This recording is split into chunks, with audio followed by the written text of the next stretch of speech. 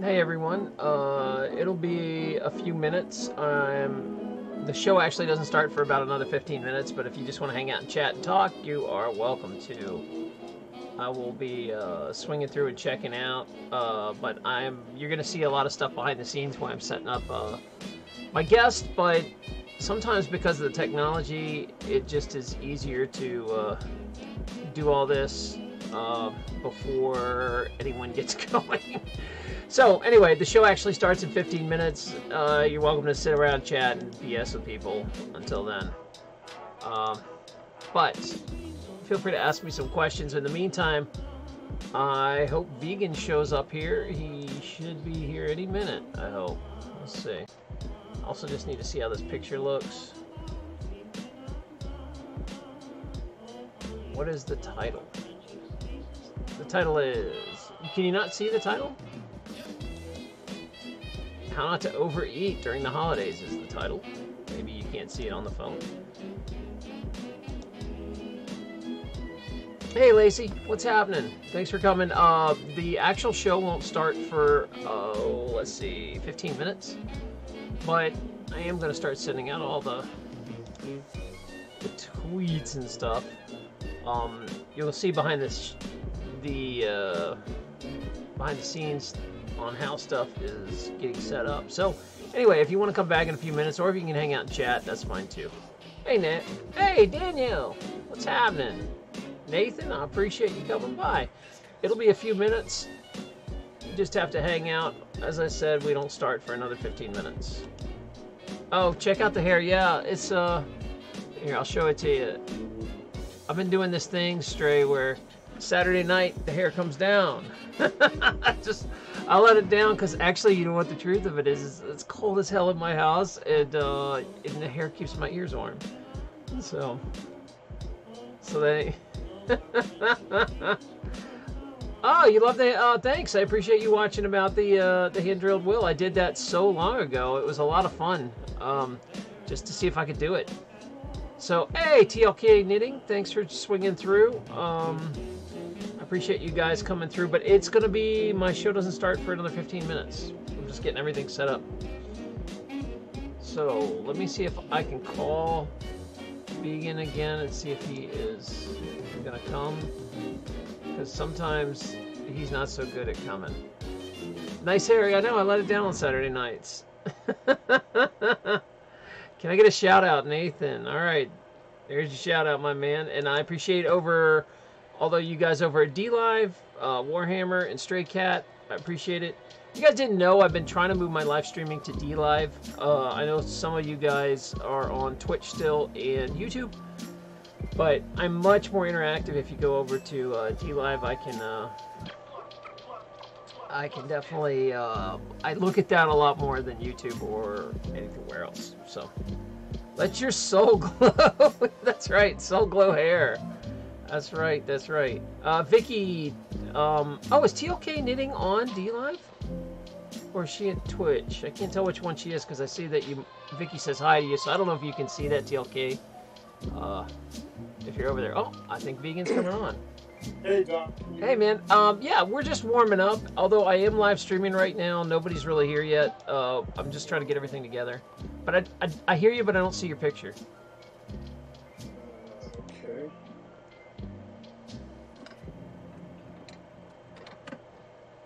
Let's see my picture. Yeah, we had this problem last time. I think you had to... Can you see me? Oh, there you are. Yeah. You're all in the... You're all in the dark. Yeah, I'm trying to get some more light in here. Oh, your power's out, right? Yeah, still not fixed. Oh, all right. Then I won't give you any crap that it looks like a murder video or a horror video. It looks like one of those scary. It's like the last thing you've seen in the van. All right, hold on. Here you go. Turn my flashlight on. Now it's even scarier. Oh, that's funny. All right, I'm trying to figure out. I'm still learning how Discord works, and I can't remember how to get to just you. Here we go. I think I double-click you. Yeah. Okay. I'm figuring it out. There you go. Very nice. Yeah, I guess since you're on your phone doing this, you're probably not going to be able to. Let me turn the music way down. You're probably not going to be able to see the questions. I can feed them into you and stuff. Yeah. Yeah. All right. Hey, thanks. I appreciate that, Nathan. Thanks for subbing. We haven't started yet. The show actually doesn't start for 10 minutes if you need to do something vegan. I just had to make sure all the video and everything was working. So, Okay, cool. if you want to do something, you can chill out for a minute. Hey, how do you get your picture on the little icon? How does that work? The I tried picture. to do that earlier. Oh, you just got to set it up in your settings so you can. Let me see if you can do that. I don't know if. I'll figure it out. Yeah, I mean you can drop out. I need to turn your volume up because you are quiet. Let me see. How Yeah, about down? I have my volume down. How about that? I think I might have to kill this music completely. I think. Hold on. I can barely hear you. Can you guys give me feedback if you guys can hear Vegan or not, or is he too quiet? Do I need to turn him up? Radio check. Radio check. Can you guys hear me? All right, I'm gonna try to balance our speech there. You guys hear him? He is quiet. Is he still quiet? Can you check again? Check, check, 1, 2. All right. I put some headphones on. It's in the settings and then profile. Yeah, maybe head. Oh, yeah. I'm not sure if I need headphones, but hopefully. Are you guys hearing any echo from me, Vicky? Sound good. Yeah. You sound good. Okay, good. Oh, he says, you guys said I'm echoey? All right, I'll put my headphones on. Yeah, I have everything going through my webcam, so sometimes I can pick you up. Right. All right, I'm on it. So I'm still really low? Let me plug it in. Hold on a sec.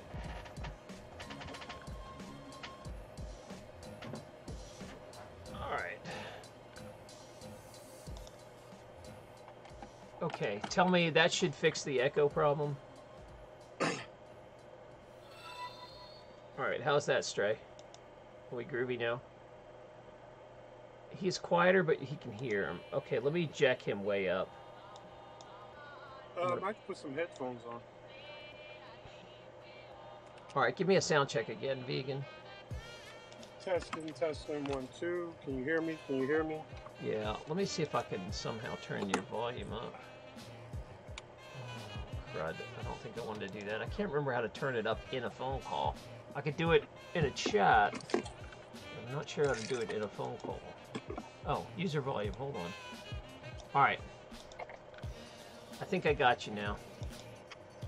Testing, 1, 2. Can you hear me? Can you hear me? Yeah, that should be it now. Could you guys give me some feedback on that? Everybody's making fun of my hair because I let it go down. It's like Saturday night, I'm taking it down, and they're all making fun of it. All right. Okay. So you can hear me now. Yeah, Stray says it's better. Okay. All right, Yeah, that's way better. Yeah, I turned his volume up, and I think he has a headset now, so we are. No, I didn't put the headset. Oh, I guess you don't need it. I figured out how to turn you up on here. Good. And I have my own headset, but it's buried in my hair. There we go. All right. I think everything. I kind of promoted the heck out of this, so it should be a pretty good crowd tonight. Really? Although I don't know if my live one went out. Yeah, there we go. Yeah, it went out. So. All right. I appreciate you guys swinging through on DLive. I am going to focus most of my attention there for comments. I will try to pay attention to your other guys' comments there over at YouTube and stuff, but it is tough to watch both. So, again, I'm trying to. If you have a choice, please go to DLive. But if you just cannot make an account and make that work, you can still watch me on YouTube, and if you're really a diehard like TLK Knitting, you can watch me over at Twitch.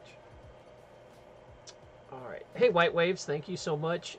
We have not started yet. We're about 7 minutes from go time.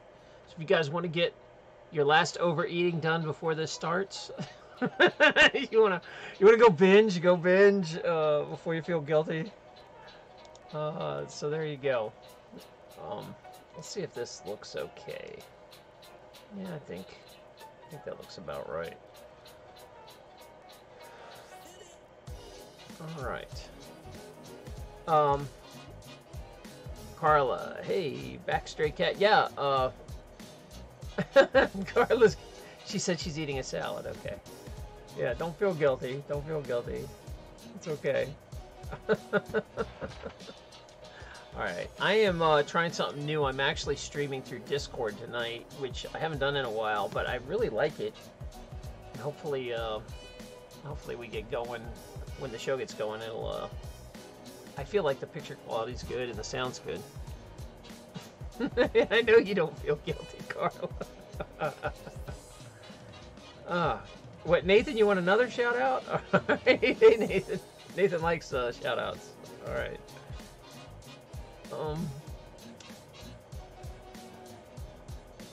Alright. Salad fork ain't for eating, it's for defense.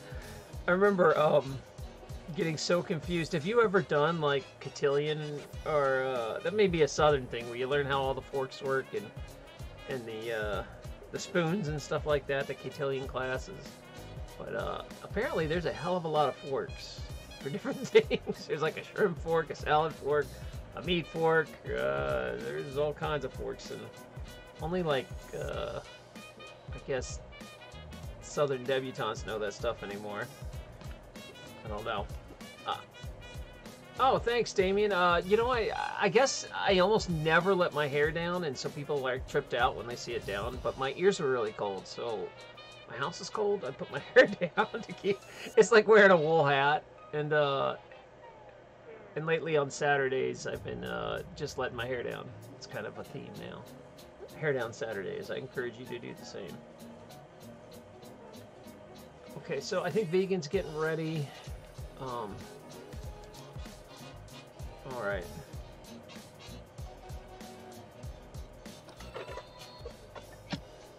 So, be with you guys in a few minutes. Hey, I'm still here. Oh, it's okay. I'm just talking with everybody that's coming in. And he, by the way, guys, Vegan cannot hear your, see your chats, so if you have questions for him, I'll relay them in. Just if I don't see them, say them over and over every few minutes until I get it, because I sometimes will miss it. White Wave says people with short hair are suspicious. That is true. That is true. I was very suspicious until I grew it. Suspicious of myself. Actually, I had short hair my whole life until 2 years ago. And the 70s. In the 70s, I had bushy 70s hair, but not like this. So,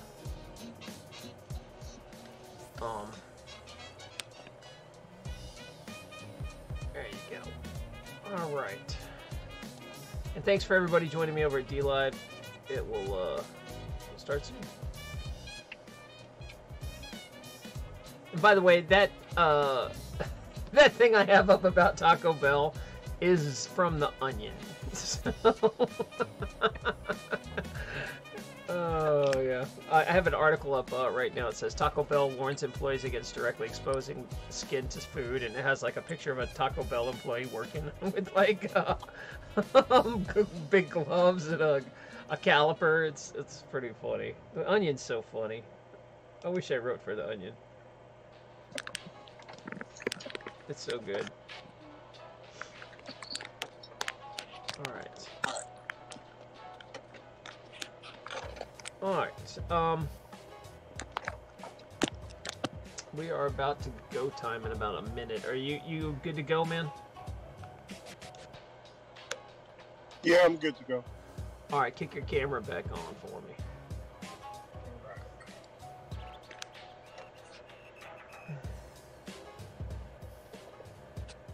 There we go. Alright. I think that's how we do a dual view, but I don't know if that is going to show up. I gotta see. No, the dual view is kind of hard to see unless I move towards my plants. There we go, like this. there. I gotta hide on this side. All right. Okay, I think we're good to go.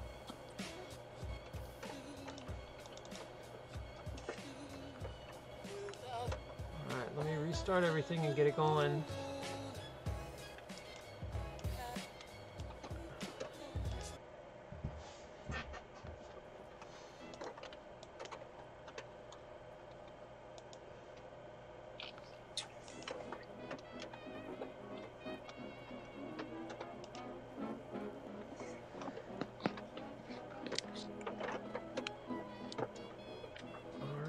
I have 9 o'clock. I'm going to get going. Are you ready, Vegan? Yeah. Okay. Alrighty, folks, and welcome to the big show. Welcome to the hippest trip on the internet. I hope you're feeling what I'm dealing, and I'm going to lay down some jive today for you. We're going to really dive into it. As some of you guys know that over the last month I've gotten pretty serious about my my eating and diet and trying to lose weight, and I decided to get a jump start on the holidays so the holidays don't just completely wreck me. So I'm going to make sure that I give I'm going to make sure I give Vegan some time here to really discuss it. And also, Vegan, I'm going to toss it over to you for a minute. If you guys don't know who Vegan Warrior is, he's been on my show a lot, but he's kind of been in hiding the last year. So I want to go ahead and introduce him. Vegan has been able to maintain his weight loss for 10 years, which is pretty incredible. So I'm hoping he can share some tips to help my weight loss group along the way. So let me introduce him. And Vegan, why don't you go ahead and tell your story for people that have never seen you before? Okay. What's going on, everybody? My name is Curtis Ingram, and in this social media world, they call me the Vegan Warrior. About 10 years ago, I was diagnosed with high blood pressure. I was a borderline diabetic, and I had a near-death experience where I almost died from a blood clot in my leg. And while I was in the hospital, I kept asking people, or doctors and nurses, how do you get a blood clot? You know, how did that happen? What I left out was, at the time, I was 370 pounds. About 370 pounds at the time. And they all attributed to my lifestyle, my heavy eating. I was grossly obese. And make a long story short, I chose not to take the medication. I chose not to go on any diabetes medicine or any high blood pressure regulating medicine. I opted out all that stuff. The reason being, my father died in his early 50s, and he had all those same symptoms. And at the time, I was 40 years old. I'm 50 today.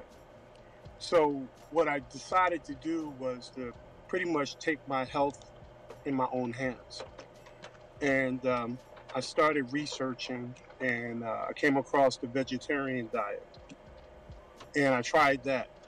And I believe I found the cause of blood clots. And a lot of it had to do with dairy, and also various types of greasy foods that I was eating. So that pointed me in the direction of veganism, and I decided to try it out. And within a month or two, I could feel the results. I started shedding weight. I lost enough weight where I could start exercising, and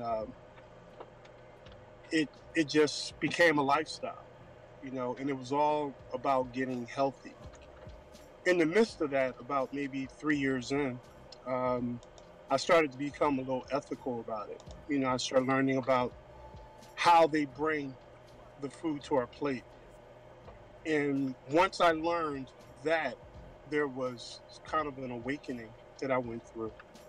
So it started off with improving my health, and it went into wanting to do as least damage as possible into living a cruelty-free lifestyle.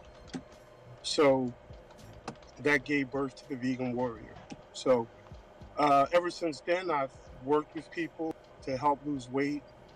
I'm doing personal training on and off, and I just been living a vegan lifestyle. I call it a cruelty-free lifestyle ever since, and that's pretty much who I am. Well, now, vegan, you've been able to transition because let's talk about your weight loss for a while. You weigh over 300 pounds. How long was that transition to get to your goal weight? Like, what was that like?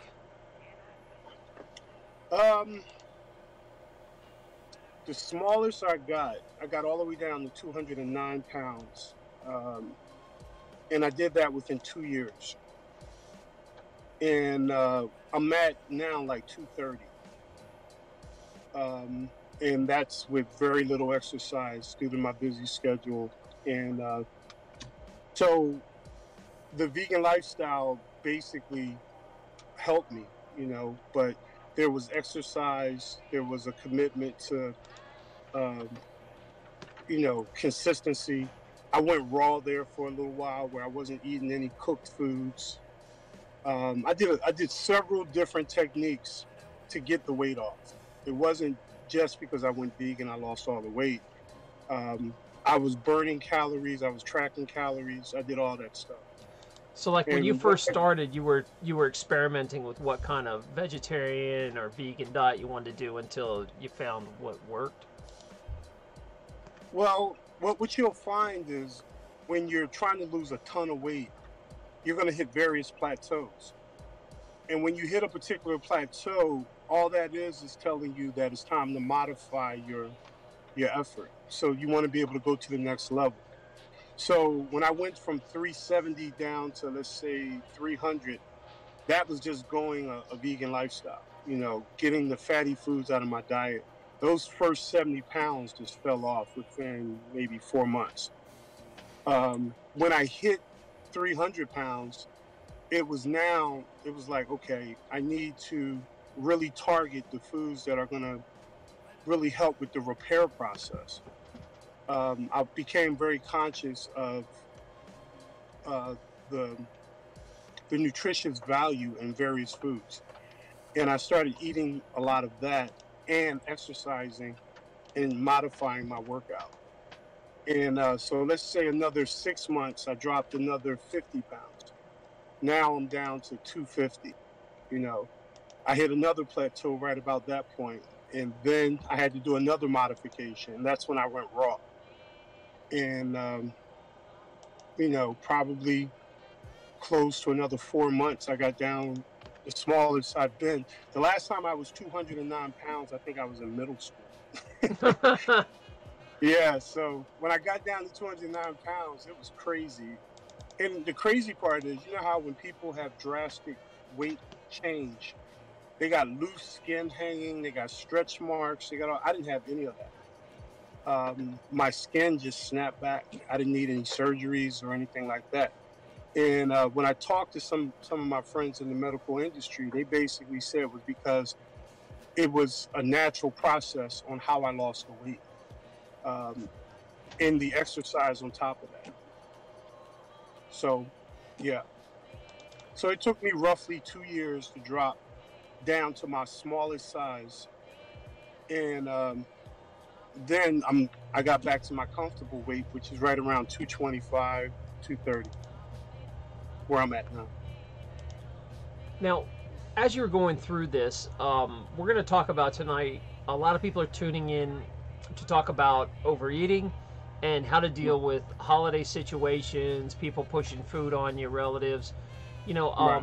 I've got a small group here that is that we talk every morning, and we're all trying to eat better and lose weight, and we're trying to come up with like attack strategies and plans for what are we gonna do when you go home and your grandma wants you to eat that apple pie or whatever it is, whatever your apple pie is. And right. So I was going to say, why don't you take us through some of the stuff you learned over the last 2 years on first, how to stay focused for that long. That's like amazing to me that you can stay focused for 2 years, because a lot of times I'll lose 10, 20, 30 pounds, and then I hit a plateau and I'm like, I'm done. I'm going to go back to eating stuff I want to eat, you know? And so how did you deal with that? Well, in reference to the plateauing, like I stated earlier, that's just an indicator that you need to modify what you're doing. You know, when you hit a plateau, that's normal. Your body then got used to your tactic, and now you gotta kind of come up with something more creative. Um, so whenever you plateau, that's an indicator you need to change up. You might want to change up a certain type of food that you ate. You know, you might want to, instead of walking, you might want to do some bicycling. Um, you just have to modify your workout. As far as friends and family and stuff like that, the one advice I always give people is you need to understand that you're going to be an outcast. You need to embrace it. You can't act like you're normal, because you're not anymore. Normal people will eat anything, especially during the holidays. Because you are taking on this lifestyle change or journey to be a better you, if you want to see it that way, um, embrace the idea that you're going to be an outcast, and embrace and prepare for the criticism in the jokes, in the comments, and all these different things. Because what I did was, um, when I first told everyone I was going vegan, everyone laughed at me. I was 370 pounds telling people I'm a vegan. And they're like, yeah, right. You're not going to be able to maintain it. There's no way. It's unhealthy. When I went vegan, there was none of these options they have now. I went vegan in 2008, 2009. So I was literally eating raw natural foods every single day. There was no going to Walmart for vegan burgers and hot dogs and fake chicken and fake turkey and all that. So I was literally an outcast at the family dinner. You know, number one, I stopped um, participating in certain things because I didn't want to be tempted. So if they were having dinner at, let's say, 5 o'clock, I would come early and then maybe leave and then come back. Or I would bring my own food. I would literally prepare my food prior to coming to the family meal. Um, a lot of times, your grandmother, your mother, and stuff like that, they'll take that personal, but only until they start taking your lifestyle seriously will they make an adjustment. They think you're just going through a fad. They figure you've been eating this way for 30 years. Why would you change now? I'm not going to make any adjustments. But when you stop literally eating your mother's food, if she loves cooking for you, she will make the adjustment. That's what my mother did. That's what my grandmother did. How long does that take? Because, you know, especially someone who's battled with weight their whole life, you know, their whole adult life, I've been fat and thin and fat and thin. And people don't take it serious. They're like, oh, you're just doing another diet. You're just, you know, right. We've seen you do this roller coaster again. Now, what are you this week? What can't you eat that week? You know, it's like, I'm still trying. You know, I could have just thrown in the towel and been like, screw it. I'll just get super fat and do, you know, just right. do whatever I want. And no, I'm still fighting. I'm still trying to make it happen. Right. And what do you, you know, at what point does your friends and relatives finally go, okay, this is no longer just a diet for him. He's got it. You know, I'm gonna learn how to cook vegetarian, vegan, oil-free, whatever your flavor is. Right. Well, that's really on you. And what I mean by that is when they start seeing results in what you're doing, that's when people will change their opinion towards you. It got to a point where people were shocked when I walked through the door. You know, they wouldn't see me for a month, and when they see me, they couldn't recognize me because I looked completely different in a month. you don't talk about being a vegan. You actually live the lifestyle. And if you live the lifestyle, they will have no choice but accept you eventually. In the very beginning, if they don't know any better, they're going to ridicule you. They're going to criticize you. And you got to kind of respect their criticism, because if you're a person who goes on yo-yo diets, why should they believe anything you say anyway? Why even talk about it? Why not just do it? And then when they see you and they're like, wow, you look great. What's going on? Hey, yeah, I'm on a vegan lifestyle. You just keep it moving. You know, it all comes down to your level of discipline and commitment. And once you have it locked in within yourself, others will then follow. But don't expect others to be supportive, because that's not their lifestyle. Right. And also, you can't really ever expect anyone to change what they're doing and support you. Like, even your Right. spouse, even your family, they're most likely not going to help you, and they're most likely going to sabotage you and try to get you to Right. eat bad with them. So, can you tell people kind of what that's like? Did you go through the whole relative sabotaging and people around you trying to get you to eat stuff and break what you're doing? Every single day. Every single day. It When I still went goes on? vegan, my wife didn't believe I could do it, because I was such a heavy meat eater. And when I stopped eating her food, she would prepare the food and put it in front of me, and I would just push it away to her. And don't get me wrong, I wanted to eat it, but I made a stance. It's kind of like protesting and sticking to your guns. You know, I just I wouldn't eat her food, and she took such an offense to me by me not eating her food. She stopped putting food in front of me, and when she stopped that, then she started to learn how to prepare food. Now my wife is a vegan chef. Oh, wow. Yeah, and she's a vegetarian. She's not a vegan. Well, she's a pescatarian. She does fish and stuff like that. But my transition impacted her, and we don't serve any meat in our household. My daughter lives in my house, and my grandson. Everyone's vegan, you know, and that's only because I kept my foot down and I didn't waver, you know. And the problem with the temptations and people yo-yoing, it's because, number one, they keep the food accessible so they can yo-yo, right? No, if you're not gonna eat it, get the hell out your house. That's number one. Number two, everything that you love eating, let's say ice cream, hot dogs, hamburgers, whatever, find the vegan or the healthy alternative and replace it one for one. So instead of you running to your favorite ice cream, go to your favorite non-dairy ice cream, and it's a one for one replacement. When you start doing that, you won't miss. Like right now, I couldn't eat ice cream if I wanted to. It would make me nauseous and sick. But I love non-dairy ice cream, for example.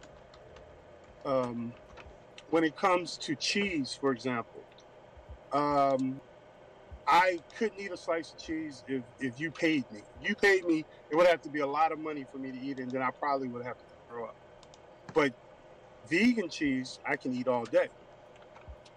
So replace what you want with something that's a healthy alternative that you like.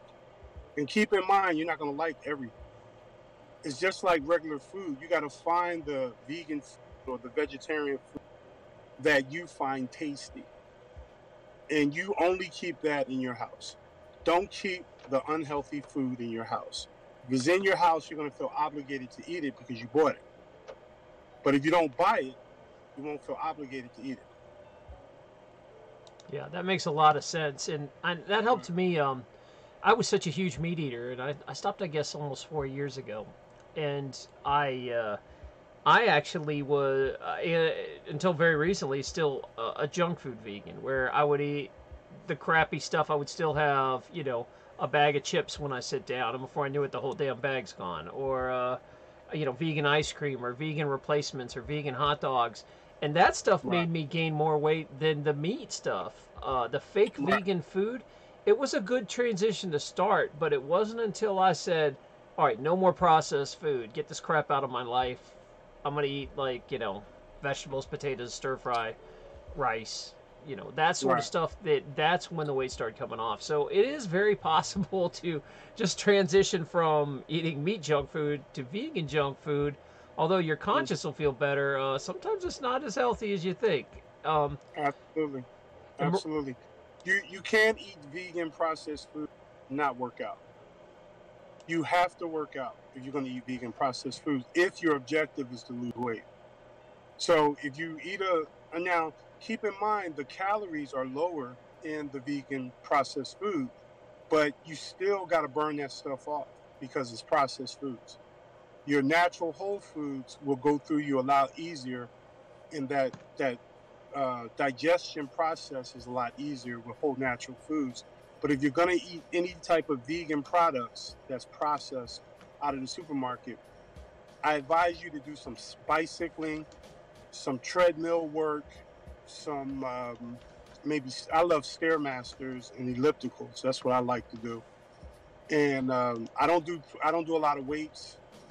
I'm already a strong big guy, so all I'm concerned with is burning calories, and I want to be soaking wet. I want to be sweaty when I leave the gym. So that cardio is very important. It's good for your heart, but if you're concerned about your weight, you'll be burning calories, which will keep your weight down. yeah, for sure. And I mean, I'm kind of guilty because I go back and forth. Like, if you eat that processed food, yeah, you gotta burn that crap out of you. But Right, it's just so much work. I'd rather eat closer to raw or closer to whole foods and not have to go to the gym and burn that crap off. I right, lose weight like 95% of my weight loss is my diet, not working out for me. yeah, Now, when you're as younger, that was different. I could go to the gym and get away with it, but not anymore. right, Like I have to be a diet Nazi to move the scale, and right, uh, and so I think that just happens as all that processed food never really comes out of you. All that stuff is toxic. Now it's way less toxic as vegetarian vegan food because God knows what the hell is in meat these days. Especially right, cheap meat. Uh, right, so it's a much better lifestyle. It's still healthier, but it's not going to be good for weight loss until you return to common sense, clean eating in a sense. And right. I don't know. I mean, that's just my personal opinion, but I My, know vegan knows a lot more about this. Have you seen your clients lose weight eating the substitution foods? yeah, because what I do is the substitution foods is for transitional purposes first and foremost. So anyone that calls me and says, "Hey, I want to become vegan," I will use the substitution foods to help them in their transition. But as soon as I do that, I'm recommending, and I'm actually going to the gym with them. I actually have a class in the gym. I did, well, I haven't done it in about maybe 2 months, but I'll be starting my classes back up real soon. Um, where I would meet 3 and 4 clients. We will all meet at the gym at a Planet Fitness, and we will all do a circuit where we're doing circuit training, where it's a combination of cardio and weights, and for 30 minutes, and then we'll do 30 minutes of cardiovascular, which will be either on a treadmill, elliptical, whatever. So I'm recommending daily exercise, an hour for exercise, at least 4 or 5 times a week. Um, that's because that's for the people that are concerned with bringing their weight down. Their weight will come down doing it that way, and I've seen tons of people lose a lot of weight. Um, the problem comes in when people won't commit to an hour's workout. There's 24 hours in a day. 1 hour has to be with you sweating. If you don't want to sweat for at least 1 hour a day and you're concerned about your weight loss, it's going to be really hard unless you really drastically go raw, vegan, or something drastic like that. Um, Well, you were almost 400 pounds. right. Um, how do you exercise at that weight? Like, I don't even want to exercise until I get thin enough so I don't ruin my knees or my ankles. You know, like, how do you deal with Right. that with your clients? Well, it's a crawl, walk, run mentality. I'm not going to put somebody in the gym and tell them to do a stairmaster if they can't walk around the block. So the first step is let's walk around the block. Okay, how do you feel? Oh, I feel pretty good. Let's do it one more time. Maybe that session is only walking around the block 4 times. The next session, or maybe a week later, I up the ante. Now we're going 5 times around. Okay, let's go to the park and let's see if we can walk 2 miles. We do 2 miles. Okay, let's add some stairs to that. Now we add some stairs. It's a progression. You never want to do like those fat shows where they're trying to work the people to death, and they're getting weighed, and that's nothing but water weight loss for the most part. You want to have a gradual weight loss that's healthy. And when it comes to your exercise program, you find out, what can that person do? Can that person walk a mile? Great. Let's walk that mile. Let's add maybe 1.1 miles, 1.2 miles. Maybe they're ready to try to jog. You know, I had one client once. She said she hasn't jogged since she was in high school. She was about maybe 40, and I got her jogging, and she cried. She said she didn't think she could ever jog again.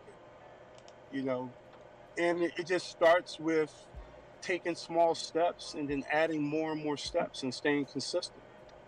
That's really that's the real secret to weight loss. You got to stay consistent no matter what people think, no matter how you feel. I can't tell you how many times I didn't want to get out of bed, but I would roll myself out. I would drive there. I've gotten to the gym when I was going through my journey, and I would sit out in the car for 20 minutes just thinking, oh my God, I don't want to go in there. I don't want to go. But I just had something pull me out of the car. And every single time I did that, after I got done doing the workout, I was glad I did it. You may have these negative feelings before you walk in, but once you complete the workout, you always have a positive. And I started learning that to ignore that negative thinking before I go into my workout, and just relish and know that when I get done, I'm going to have a positive. That started driving me. And so I could suppress the negative thinking and look forward to the positive thinking. Yeah, and something I noticed too when I've gone through this is your willpower's a muscle that Right. the more you use it just a little bit and you make a small win and a small win, it gets easier and easier. Absolutely. And it gets addicting to like order your willpower around, and it gets to the point where like you get really strong willpower after you use it enough. So I don't know, I see you shaking your head. You must agree with what I'm talking here. Absolutely. It'll get so strong that you will be guilty when you don't work. That's how strong your willpower would get if you keep exercising. I love your example that willpower is a muscle. It's like it kind of feels like you ever walk out the house without your watch on, and you're used to wearing a watch. Like, damn, I didn't work out today. You start feeling like that. Well, I've got a question coming in. She's been waiting patiently here. Maria asked you, would he discuss how to live a vegan lifestyle with a sweet tooth that has no power off button, please? So how do you deal with people that have... Maria wants to know about a sweet tooth and a vegan lifestyle. Well, you have to learn to love fruit.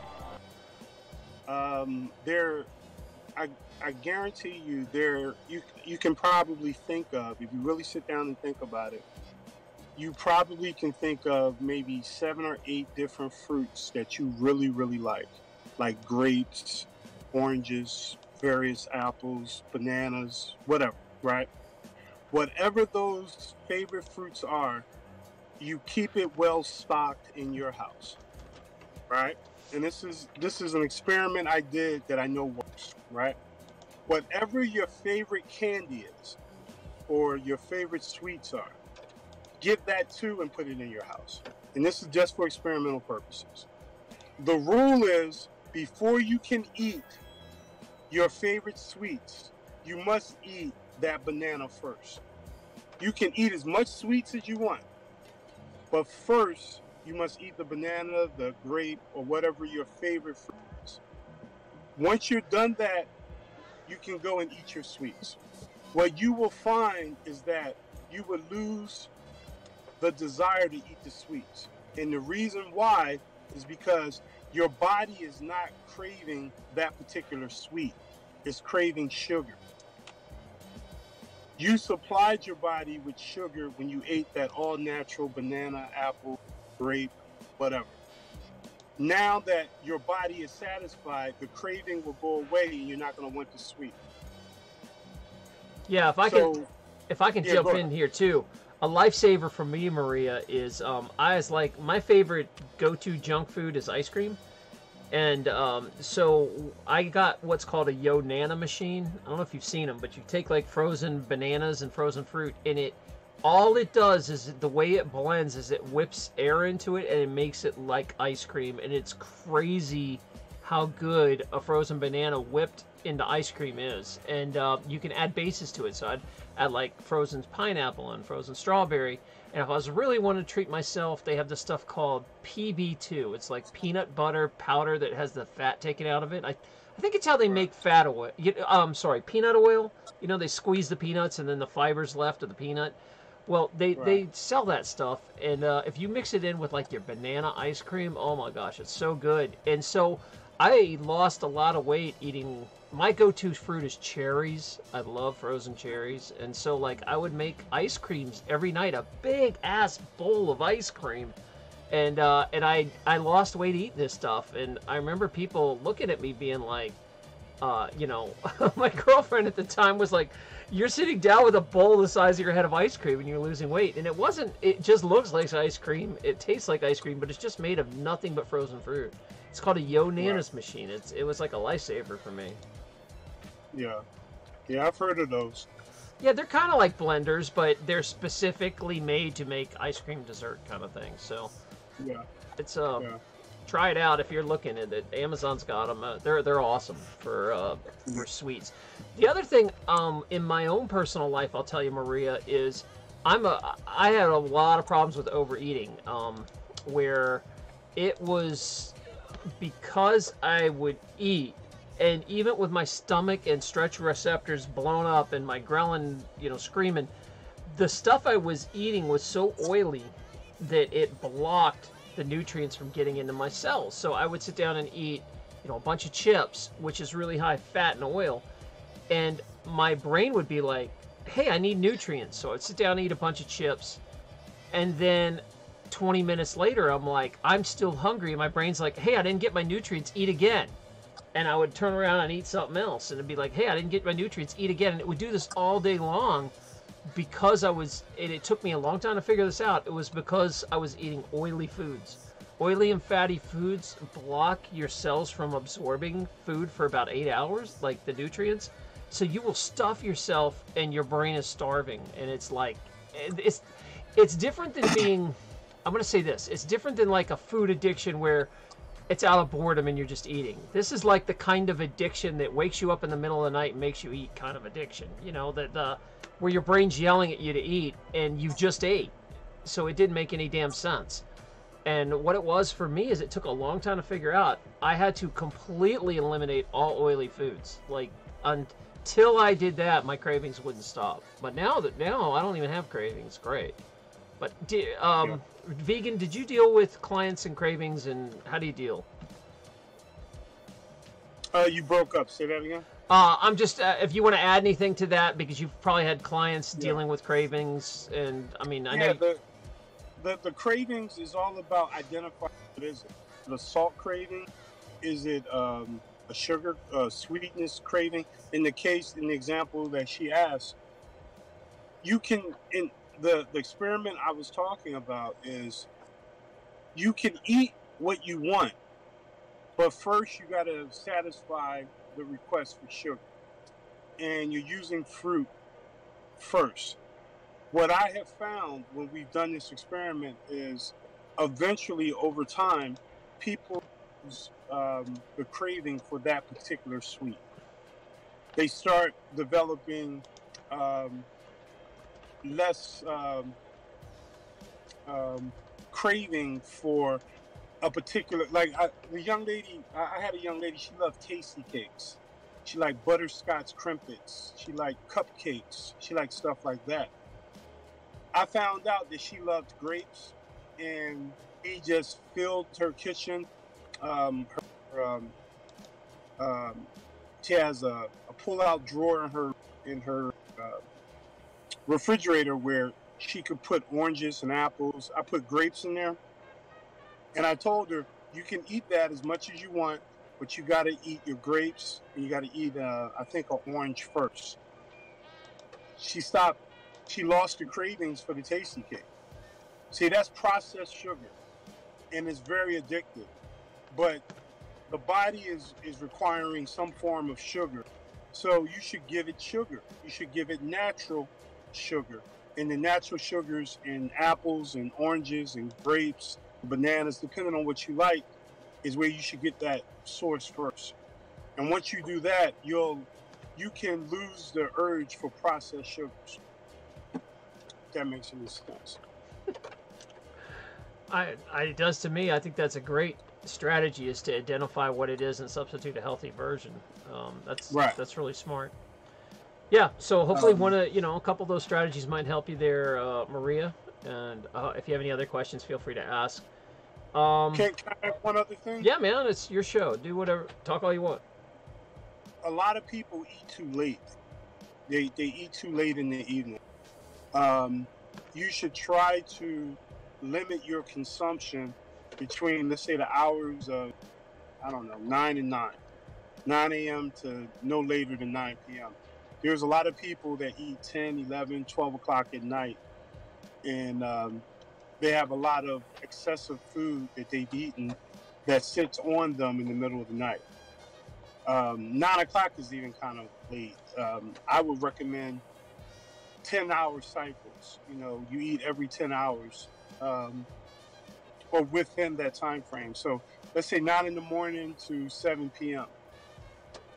That's when you consume your food. So let's say you go to bed at 9 at night, at least you have 8 hours to digest what you've eaten from the previous day. But there's people that's consuming stuff all the way up until the time they go to bed, which, creates a hardship on the body. Yeah, I agree. I think night eating can be an issue because the studies do show that people tend to overeat at night, and then it seems to be harder to burn off too. So, yeah, Absolutely. I'm not sure exactly the science behind why that is. I'll have to look into it, but I do know there's been a lot of studies about it. Yeah, the digestion. Yeah. I mean, and common sense tells you, the late night eating always leads to binge eating, kind of a large amount. So anyway, I want to. There's a question that came in from Rose. Let's see. T Rose Lover says, "What do you think of the keto diet, vegan?" So what do you think? I don't like to speak ill of other diets. I think there's a lot of diets out there that may work for certain people at certain times of their lives. I'm focused more on a general diet that you'll never have to get away from. And it's not even a diet. I look at it as a lifestyle. I think we're of that era where we don't need to consume animals anymore. I really do. I don't think it serves any nutritious value. I think it's probably the source of much of the types of illness that we have in our society today. So anything that kind of says dabble in this and dabble in that, I don't even pay attention to anymore, because I've tried many diets, and this is the one that's worked for me at the age of 50. You know, and I don't see myself ever doing anything else outside of this. Well, I do plan on being 100% raw, where I will never stop eating cooked foods altogether. I think when you eat whole natural, you destroy much of the nutrition by cooking it. But that's a different level of veganism that many people are not ready to do, to include myself. I'll be ready probably another year or two. Yeah, it's Uh, it's a trade-off. I've gone raw for short times, but I don't really enjoy right, eating like that. Like I like comfort foods, like a baked potato or whatever. You know, exactly. I like my food hot. It's very difficult for me to go raw, and I respect the people that do it. Um, Yeah. I want to give my 2 cents on the keto diet. Okay, so Mhm. I don't like you said, I'm pretty tolerant about all the diets out there and everything, and I know keto's the newest fad diet.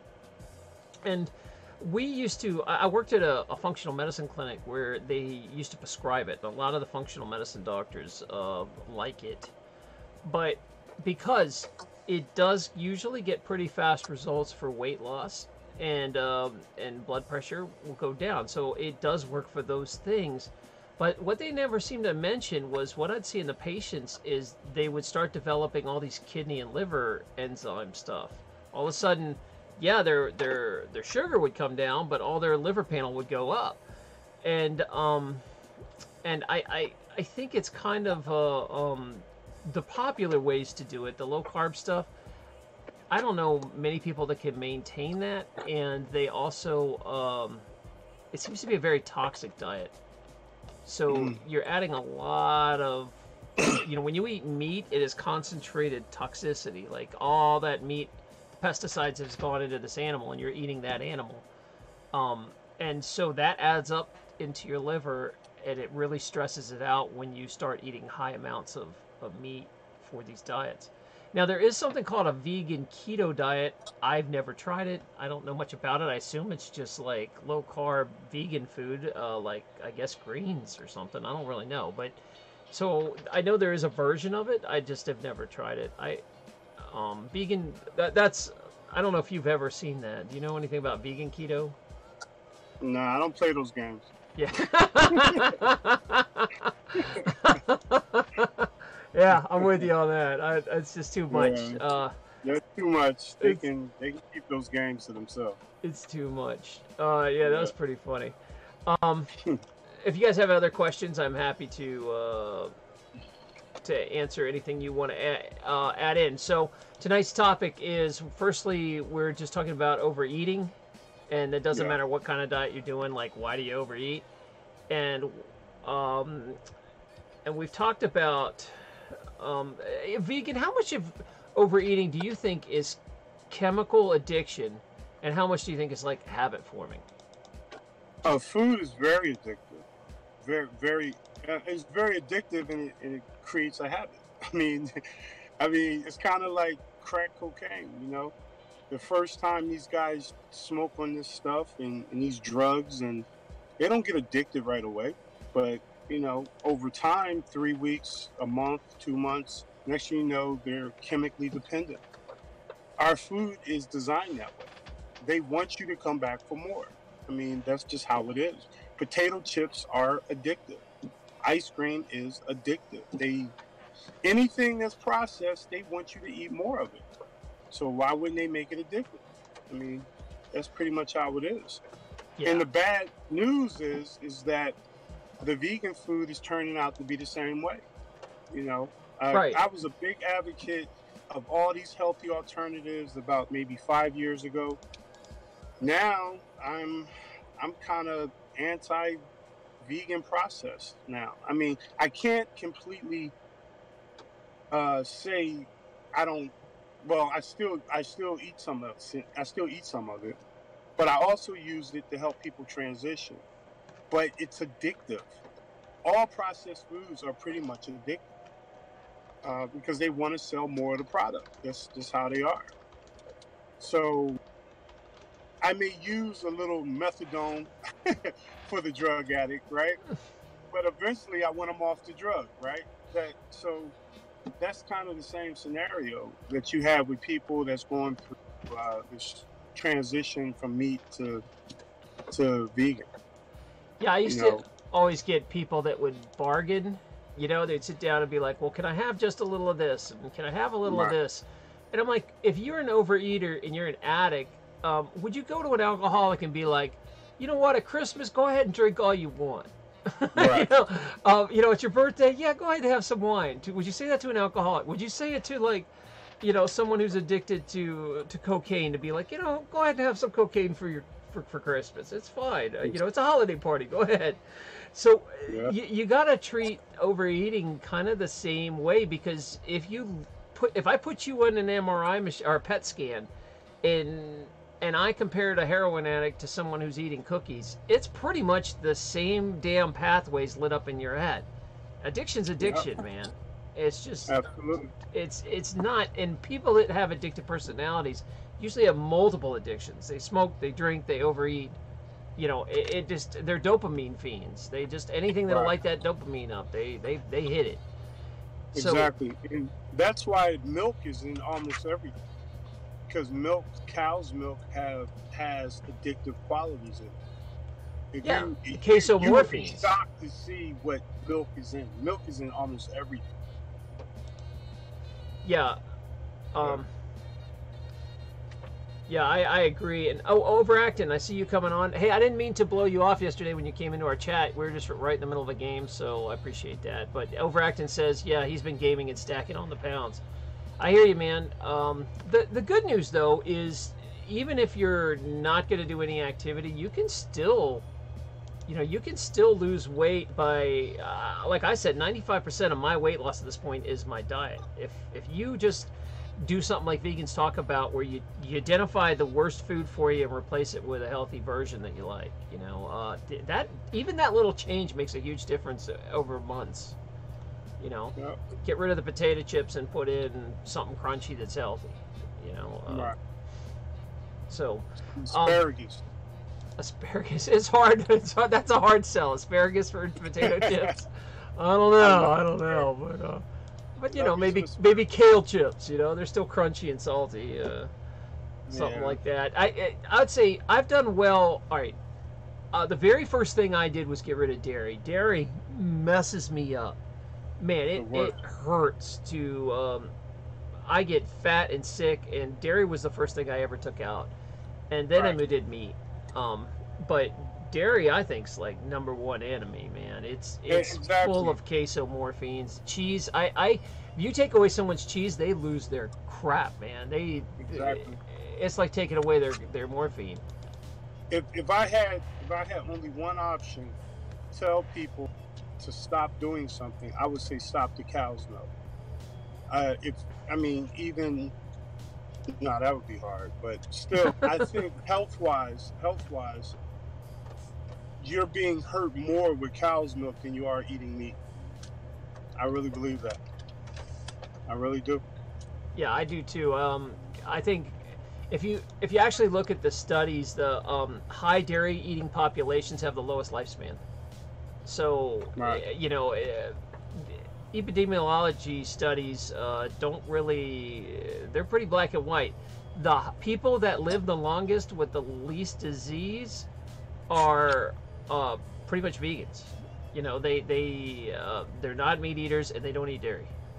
Those are the populations. You go look at the ones that live a long time. So when I tell people this, hey, don't shoot the messenger. This is just the facts, man.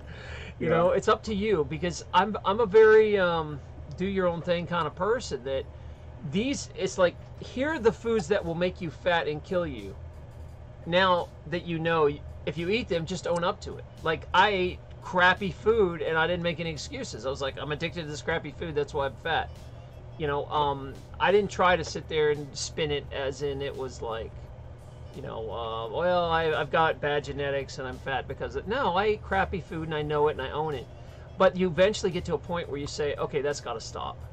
And you hit to me, I had to hit usually some sort of, oh God, come to Jesus ground zero meeting, like rock bottom to get myself to shake And like you said, you had a near-death experience as a kid. I mean, you were like, what, 19, 20?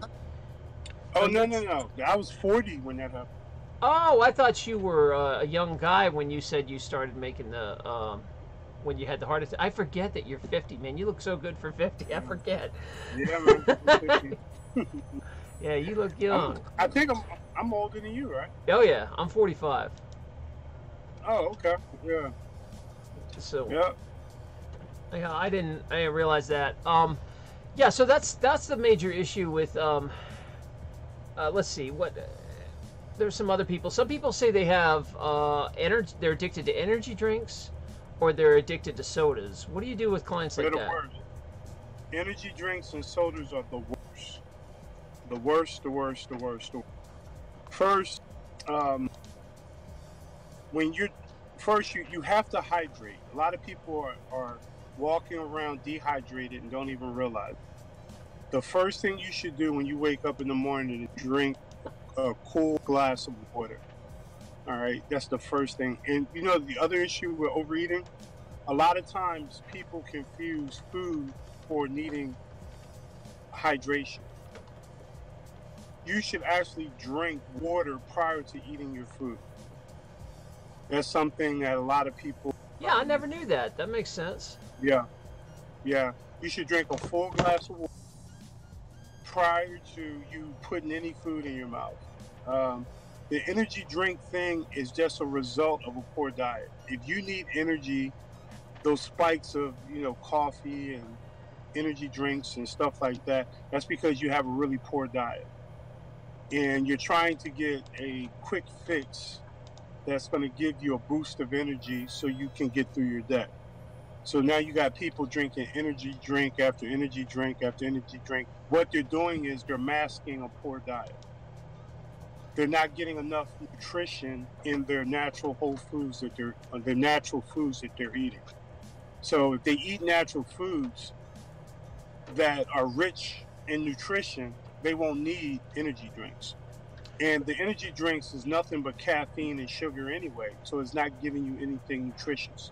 Yeah, and I want to throw like the expensive coffees in that too. I mean, Yeah. if you actually, I know some people don't care about calories or something, but if you actually look at those energy drinks, they're like 400 to 500 calories. The Frappuccino, Maco, Skitty Maca, whatever the hell it is at Starbucks, that stuff's like 400 or 500 calories. I mean, Yeah. that adds up, man. Quick. Yeah, that's so expensive too. Yeah.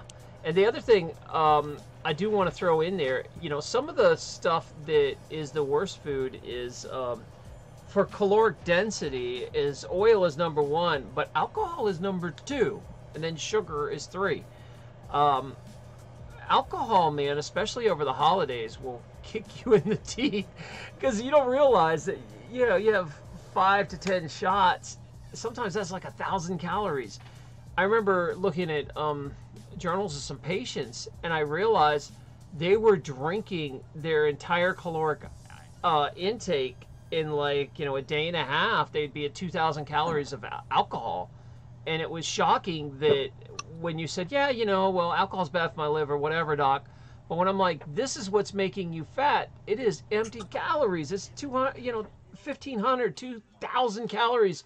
Before you even eat, you're already at that with that much alcohol. So alcohol around the holidays, man, will just really creep up on you. You got to be careful. And not only that, it impairs your function. It slows down your digestion. It stresses out your adrenal glands. It screws up your liver. And the coup de grace is it basically affects your ghrelin levels, so you don't. The signal that your brain says, "Hey, I am full," basically gets slowed down and retarded so that you don't get that signal as fast. And they do studies where they show people that drink usually eat about a third more. So if you're having alcohol with meals, you're going to eat about a third more than you should. And and of course restaurants count on that, right? They're always like, "Hey, what are you drinking? Here, let's make some money off you." Absolutely. Yeah. Absolutely. How do you deal with alcohol around the holidays and stuff? I'm not a big alcohol guy anyway. But I mean, with clients, I'm sure you have clients that are like, "Hey, I want I want to get lit on the holidays. I mean, it reminds me of my days when I played college football. It's like my coach would let us go after the game and said, "Go have fun, but at 7 a.m. meet me at the field." So every Sunday morning when I was playing ball in school in college, all the football players would have to show up on the 50-yard line in the middle of the stadium at 7 a.m. on Sunday. And he ran us to death every Sunday because he knew after the game we were going to get drunk and do all that silliness that you do in college. And I hated it. I hated it for all 4 years of college. But I now understand what he was doing. He was running us to get the alcohol out of our system. And my recommendation to anybody that's going to party hard, that Monday or that next day that you got to go in the gym, you got to get that stuff out of you. You know, you should be sweating. You know, I want to smell alcohol in your sweat. That's how hard I want you to work out. You don't want that stuff sitting in you, you know. Yeah, I just want to remind people, they don't realize that it is literally like sitting down and crushing 5 cheeseburgers. I mean, if you go out and have 10 beers on a holiday or whatever, or shots, it is a massive amount of empty calories. For people who've never heard really food density, can you explain food density to some of the people that are just kind of getting this concept of a plant-based lifestyle? Sure. Well, I can come at it a couple angles. You have, let's say, a cheeseburger, which is roughly 450 calories, for example. You could have a really large salad with a variety of different vegetables cut up, some type of healthy dressing that could be considered close to being equivalent to that one cheeseburger. You can eat that cheeseburger, and within, I don't know, a couple hours, you may be hungry for something else. You can eat that one salad, and it will give you it'll give you more for, what's the word I'm looking for? You'll get a bigger bang for your buck. Meaning, your food would be more nutritionally dense than eating just the cheeseburger. The cheeseburger isn't going to give you all the nutritional value that you need for the amount of calories that's coming in it. So most people don't eat a cheeseburger by itself. They'll add some French fries, which is maybe anywhere from 100 to 300 more calories. Then they may add a soft drink. They might want a slice of pie. That whole meal right there may last you just for lunch. And a few hours later, you're hungry with dinner. But you just ate over 1,000 calories or close to 1,000 calories. Instead of having a nice large size salad that is beautiful and colorful with a variety of different natural foods, you wasted and filled up your stomach with food that isn't necessarily nutritionally dense.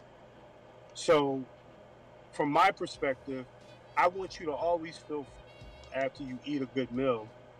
I would recommend you eating that large salad versus that cheese. Just using that as an example. Is that pretty much what you were going down? Yeah, I also remind people that with calorie density, whole foods, unprocessed food, it's kind of common sense stuff, but sometimes you need to hear it. That the more a food is natural, the less it's screwed with, the less dense it is as far as calories. To lose weight, you want to try to eat things that have a massive amount of nutrients but low calories. And anything in the vegetable world is going to be that, as long as you don't screw with it and process it.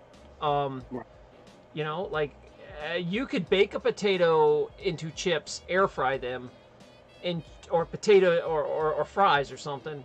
Air fry that stuff, and it is just like eating a baked potato. No problems. It won't spike your insulin. You'll actually lose weight eating a potato. As soon as you Right. take those slices and dip them into trans fat oils and fry them up, all of a sudden now they're loaded with calories that they didn't have, and a bunch of oil, and it massively affects it by just processing it the way you cook it in oil. So Right. if you're really trying to lose weight, a big secret is just don't eat processed food, and you'll get away with it. And that includes how you cook it. That counts as Right. processed food. And by the way, alcohol Exactly. is processed food. Exactly. It's just processed by And bacteria. But and it's don't mess up your salads by putting wrong dressing. Also, a lot of people would put their blue cheese and their Thousand Islands. Get away from all of that stuff. Get used to the vinaigrettes. You want to use the vinaigrettes. You want to use the non-dairy product dressings. You can have a beautiful salad and completely destroy it by putting the wrong dressing on. A oh lot of man, people, that's the truth, man. I used to have people that would they'd be like, "Doc, look, I ate a salad," and you'd look, and it was like 400 calories of blue cheese on it, and you're like, "Man, what? This is yeah, just a blue cheese delivery device. It's not salad anymore." exactly. Don't put cheese on your salad. Don't put any meat in. Eat your natural vegetables, and the dressing that you put on it, keep it lightly dressed and season it well, and you'll be full just as long as you would if you ate that cheeseburger. All right, so say someone is interested in doing a plant-based diet, and they're Hmm. like, because me and you were both huge meat eaters, and we stopped. And there was a time where I was sitting here going, well, "What the hell am I going to replace meat with? And how do I Right. cook?" Um, how do you? Is there places people can go, or how do you do it where people are like, "Yeah, but I love my salad with blue cheese. How do I go to vinaigrette? I don't want that." How do Hmm. you get them to stop eating the dopamine inducing food? Well, again, they gotta want to quit. Number one, it's kind of like, how do you get a drug addict off of drugs? I Yeah. mean, you gotta hit for a lot of us. Unfortunately, we gotta hit rock bottom. For me, it was a near-death experience. For me, it was witnessing my father suffer diabetes and dying at 54. I mean, there were, and my grandfather also. Um, I had to see what someone's consumption was doing to them and what my consumption was doing to myself for me to take this stuff serious. This is not fad stuff that we're talking about. This is life altering stuff.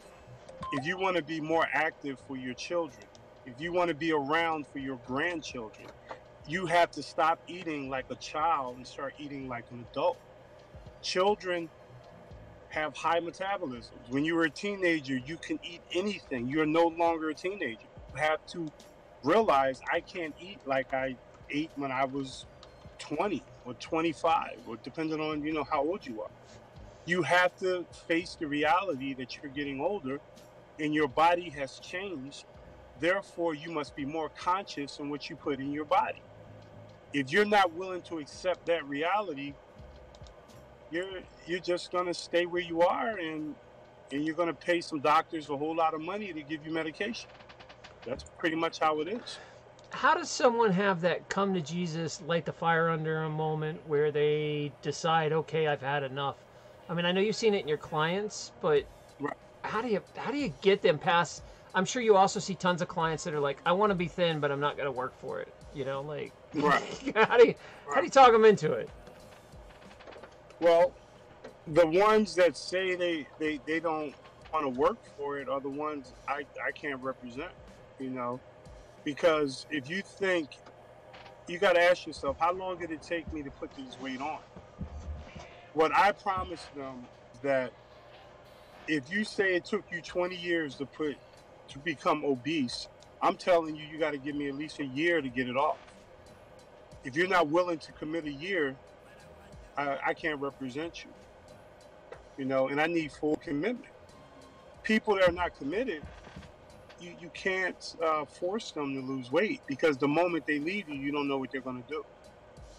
So again, it's just like a drug addict. It can't force a drug addict to go to give up the drug until they're ready to give it up. You know, I mean, and that's the realities of this, and that's why so many people yo-yo, because they're not necessarily.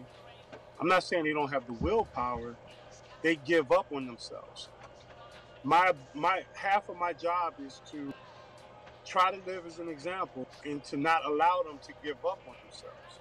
If they don't give up on themselves, they're usually successful. The ones that are not successful, that gave up, they make excuses. You know, my daughter was sick, that's why I couldn't come work out. I'm like, okay, what about the next step? What about the next step? What about the next step? You know, so it's one of these things. You're never going to make a life-changing move in reference to your weight loss if you're not willing to commit to the program. You know, so I look for commitment right off the top. If I have someone committed, that motivates me. That makes me work just as hard as they want to work, and we can get through that, and I can get them to their goal. But if they're not committed, I really don't want to represent them, because I don't like failing. You know, so it's like, if your problem is you just need leadership, I will give you that. But if your problem is you don't want to do any work, I don't want to represent you, because it's going to take work to get rid of the weight. T Lover, T Rose Lover has another question for you. Vegan, what's the best thing for a healthy immune system? How do you bring up your immune system? If you're one of these people that are always getting sick, or you're dealing with a chronic infection or something like that, right. How can changing your diet help your immune system? Well, keep it really, really basic. I think it's two things. Eat more whole natural foods and drink clean water. Clean water is extremely, extremely important. I think there's tons of people who they think they're okay because they're drinking bottled water, and a lot of bottled water is not good for you. A lot of bottled water is nothing but tap water in a bottle. Me personally, I do reverse osmosis, and I also do distilled water. Those are the only waters I drink. I caught pneumonia about 2 months ago, but that was the last time I was sick, probably the last 6 or 7 years. And I'm not on any medication. The doctors are always amazed, because I go in for an annual checkup for my health care. And, you know, they're like, because they know my history of my parents and all that stuff. Both my mother and father died young, and it was all health related. And so they're constantly looking at me, thinking that I may develop those types of ailments, but I have a completely different lifestyle than my family members, you know, that have passed away. So to answer his question, there's not enough emphasis on water. I think our water is extremely polluted.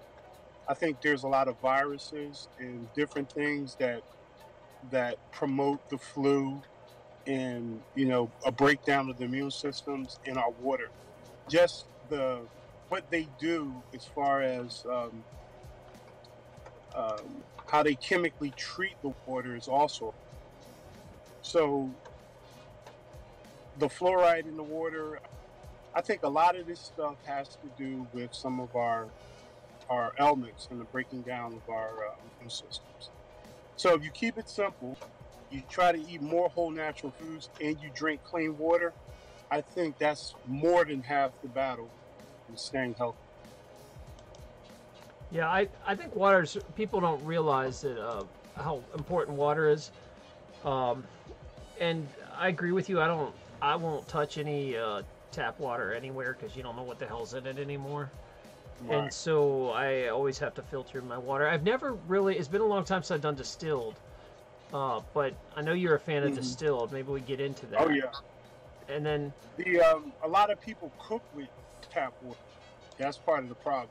yeah, You're still getting tap water in soaked in our skin when we take showers and stuff like that. Most people cook with tap water. When you go into a restaurant, the water they bring to your table most likely is tap water. A lot of the bottled waters is tap water. So they're getting fluoride into us directly and also indirectly. And I think a lot of that is linked to a lot of the elements that we see popping up. But that's my conspiracy. No, it's not conspiracy. The fluoride stuff's for real.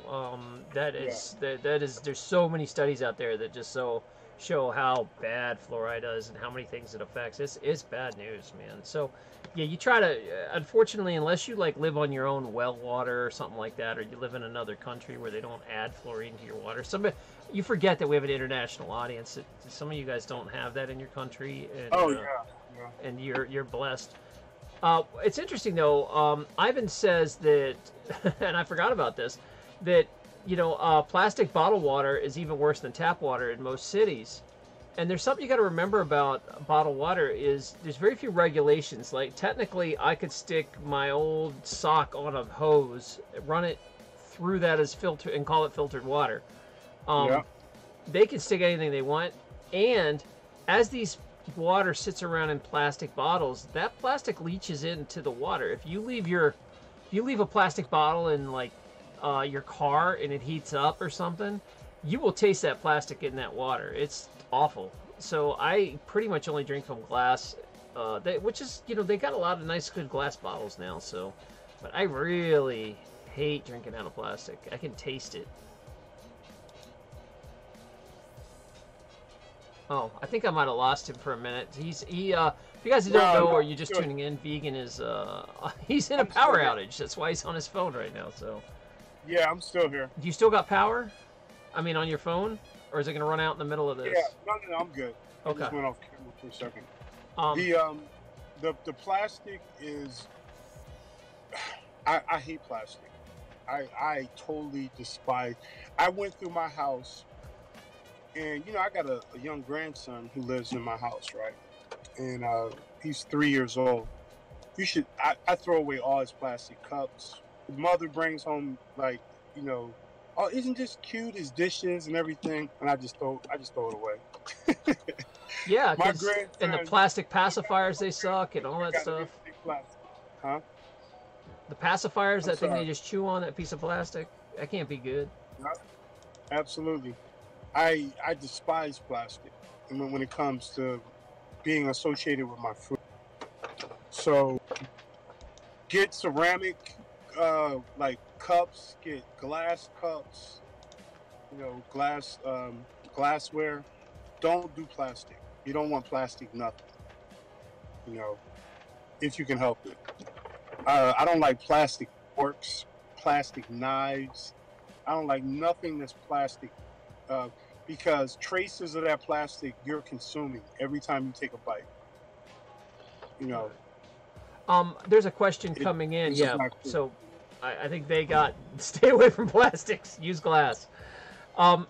Maria says, after hearing how bad milk is for you, I'm considering switching to soy milk, but I heard that 99% of soy is also GMO now. Is there an alternative? Yep. I gain weight on almond milk. All right, I want to take a little of this, Maria, you might be like me. I am super, super sensitive to oils and fats. So, like, if I have any sort of oils or fats, I will get crazy hungry. I'll start eating, and then my weight loss just stops. So, I'll tell you that plant-based stuff is still 1,000 times better than cow milk. Even if it's not GMO, people get kind of hung up on that. I mean, I'm not crazy about it, but it's so much better than drinking cow's milk. I don't want people to be like, oh, well, I can't get GMO, so, a non-GMO milk, so I'm not going to buy it. But if you're worried about weight loss, there's a person here that's saying, what kind of milk should I drink? Soy, almond, or rice? Rice milk is by far the lowest fat because almond, cashew, soy, sometimes they can get kind of high in the fat. You got to watch it, and you might be the kind of person that's really sensitive if you're saying you gain weight on almond milk. I'm gonna toss it to vegan. Vegan, what do you think about the nut milks? I like them all. The soy, I'm not too great. I'm an almond guy. I'm a cashew guy. But in her case, she might want to consider coconut is pretty good as well. It can be a little high in calories, but calories, I'm more concerned with calories when we deal with processed foods. When you got a whole natural that's like coconut milk, for example, and it's a good brand, I will accept that higher calorie count because it's a natural food that's been processed. Um, if she doesn't like almond, I wonder if she's tried cashew because I love cashew. It's not that she doesn't Um, like it. She says that she gains weight when she drinks it, and so that's why I was saying, um, in my own personal experience, I noticed that any sort of oils and fat, especially if you're really, obese and you've gained a lot of weight and the weight's really stubborn to get off. I'm like a fat and oil Nazi. You really got to reduce well, that to get it loose. my If you're gaining weight drinking soy milk, then you might want to switch over to rice. my question to her is, what is she using the milk for? Oh, good Is she point. using it for? Is she using the milk for cereal? Maybe the cereal is also part of the problem. Is she using the milk for baking or something like that? She's just not drinking a glass of almond milk. Is she? I don't know. Let's throw that back to you. What are you putting the milk on? Are you using recipes? Are you eating cereal with it? Or yeah, maybe what you're eating is Yeah. a problem. And you know, the other thing is a lot of people don't take into consideration the reaction of adding two foods together also. There's Hmm. certain foods that if you add them together, they will create that kind of effect you may not want, that bloating sensation or that water retention or whatever the case may be. So a lot of this is experiment too, guys. Yeah, I gotta say everybody's that. gonna have a different body. You got to play with Yeah, it. I mean, it you took gotta me learn like what 10 works years for to find you. out what worked. Yeah, you gotta learn what works for you and what doesn't work. I mean, just because some guy on the internet says do this doesn't mean it's for everybody. Right. If you have a tolerance to, let's say, peanuts, you got to find an alternative to peanuts, despite what the gurus say. You know. Yeah, Um, for sure. Because yeah. even me and vegan are both like, yeah, we would go raw if we could because it's the healthiest, but it's not for us because it's really tough to do. I don't feel happy or Exactly. satiated eating like that. But you know But I what? know it's I'm the gonna do healthiest it. thing. It's just we got to find our own way. I'm gonna do it soon because looking back, I have never felt that good. I did it for maybe 4 months, and I felt phenomenal. So I want that feeling back. I really do. Well, cool. Keep See, my us. problem is my wife's a vegan chef, and because she's a vegan chef, she loves to cook. And then my son-in-law, my future son-in-law, he's trying to be a vegan chef. So I got all these chefs cooking this good food in my house, and it's like I want to go raw, and they're like, no, try this, try that. That's some So serious willpower to live around that. yeah, exactly. But everything's vegan. That's the good thing, Yeah. Um. though. All right. Let's see. Bro T asks, do you suggest vitamin C powder in any supplements? We are having to detox constantly in our environments. So, what do you think of No, supplements, vitamin C powder? go get them naturally. You need vitamin C, oranges.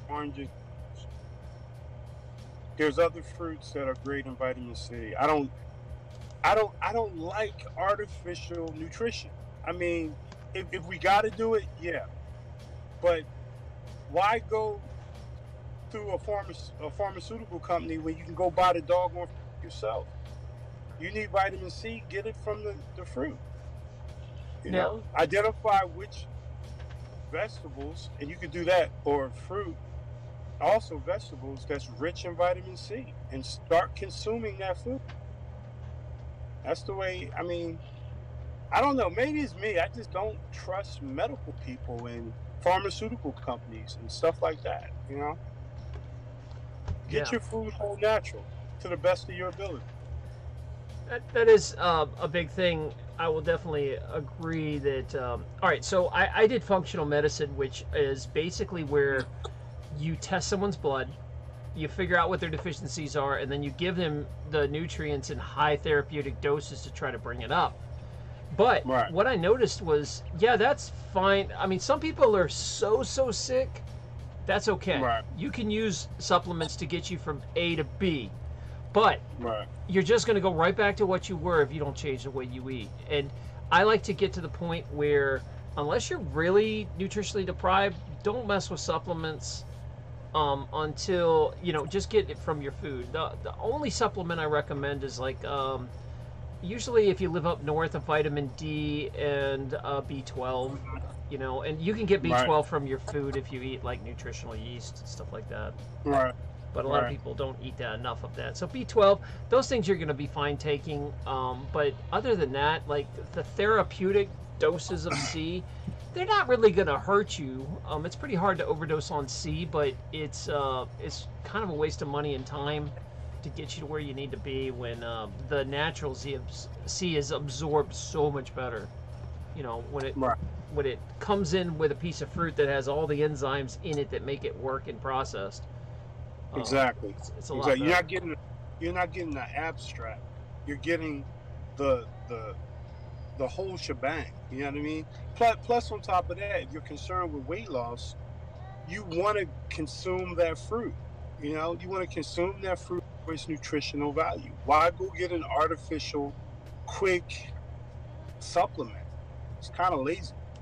In my opinion. Well, Eat the fruit, have a fruit salad.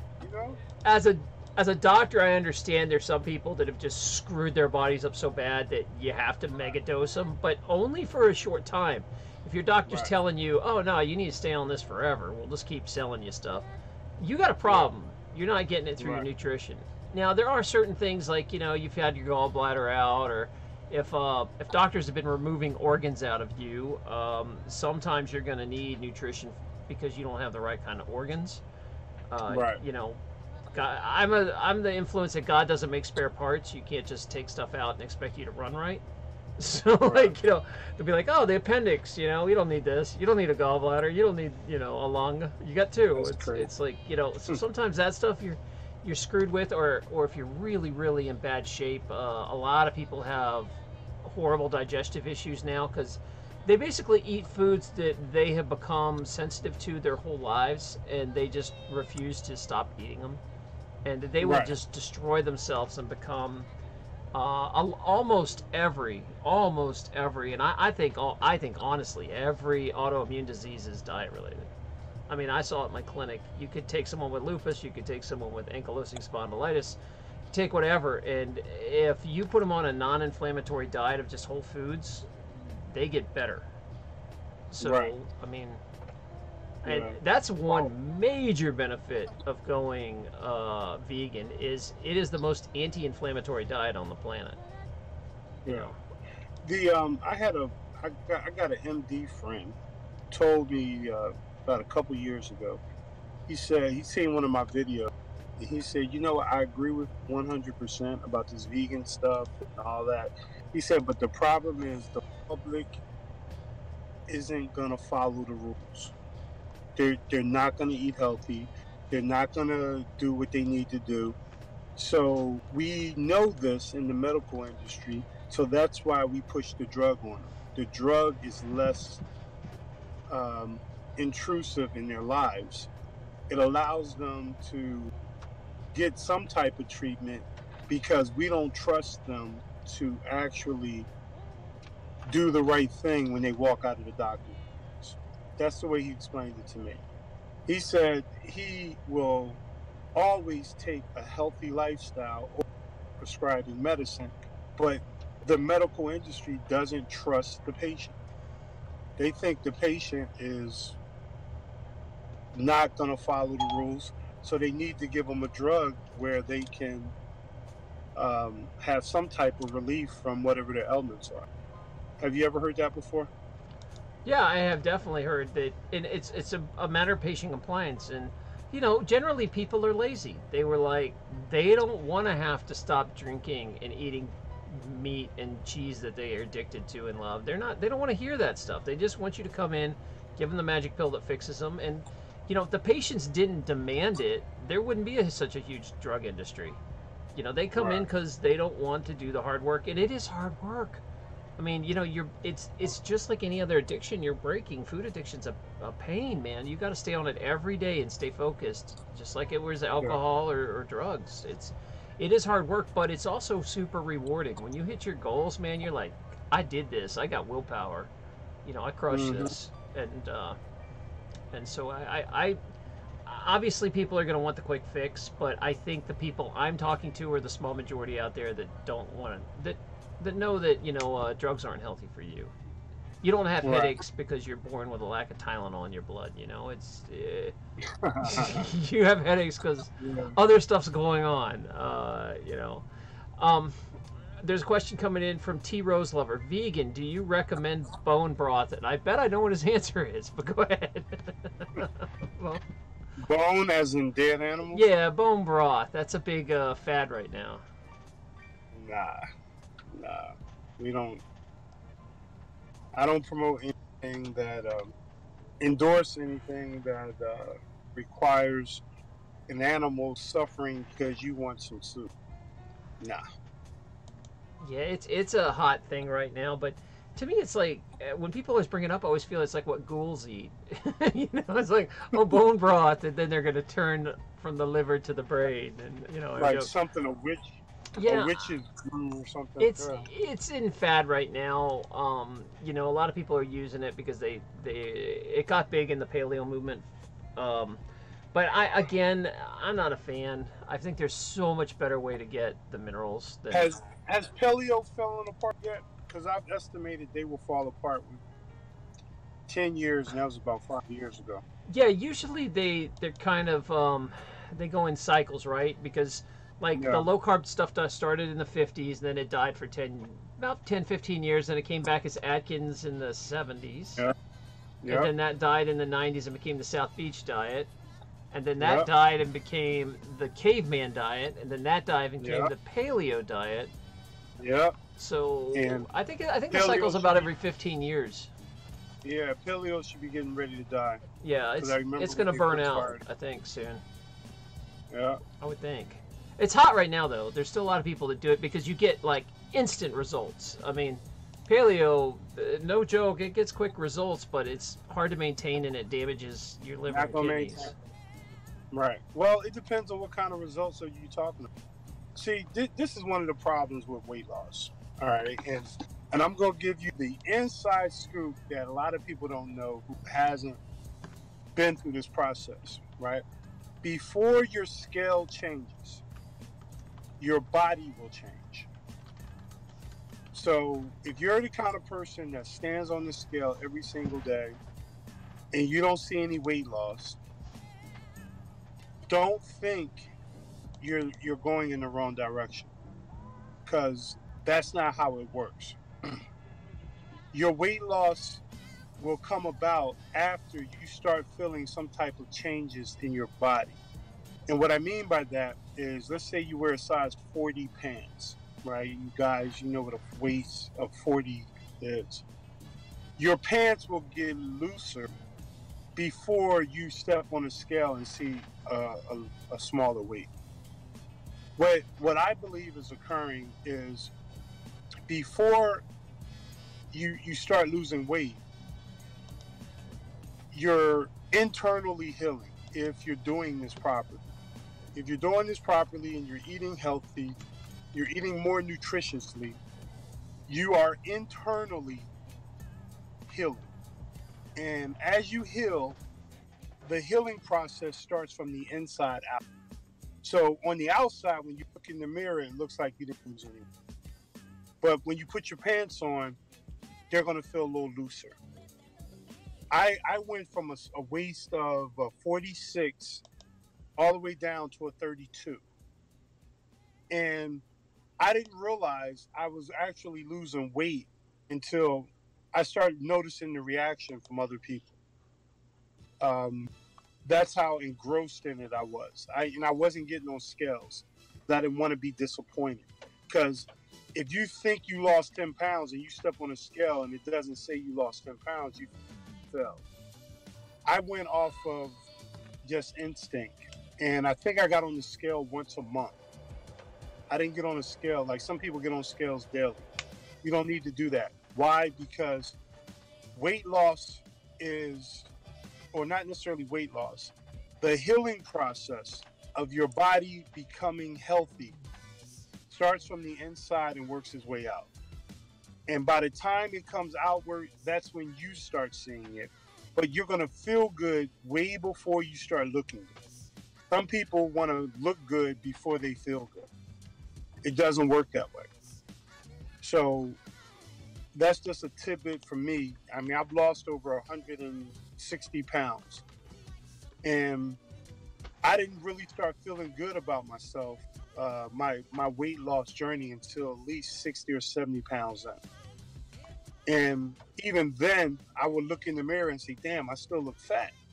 But internally, all types of things were changing.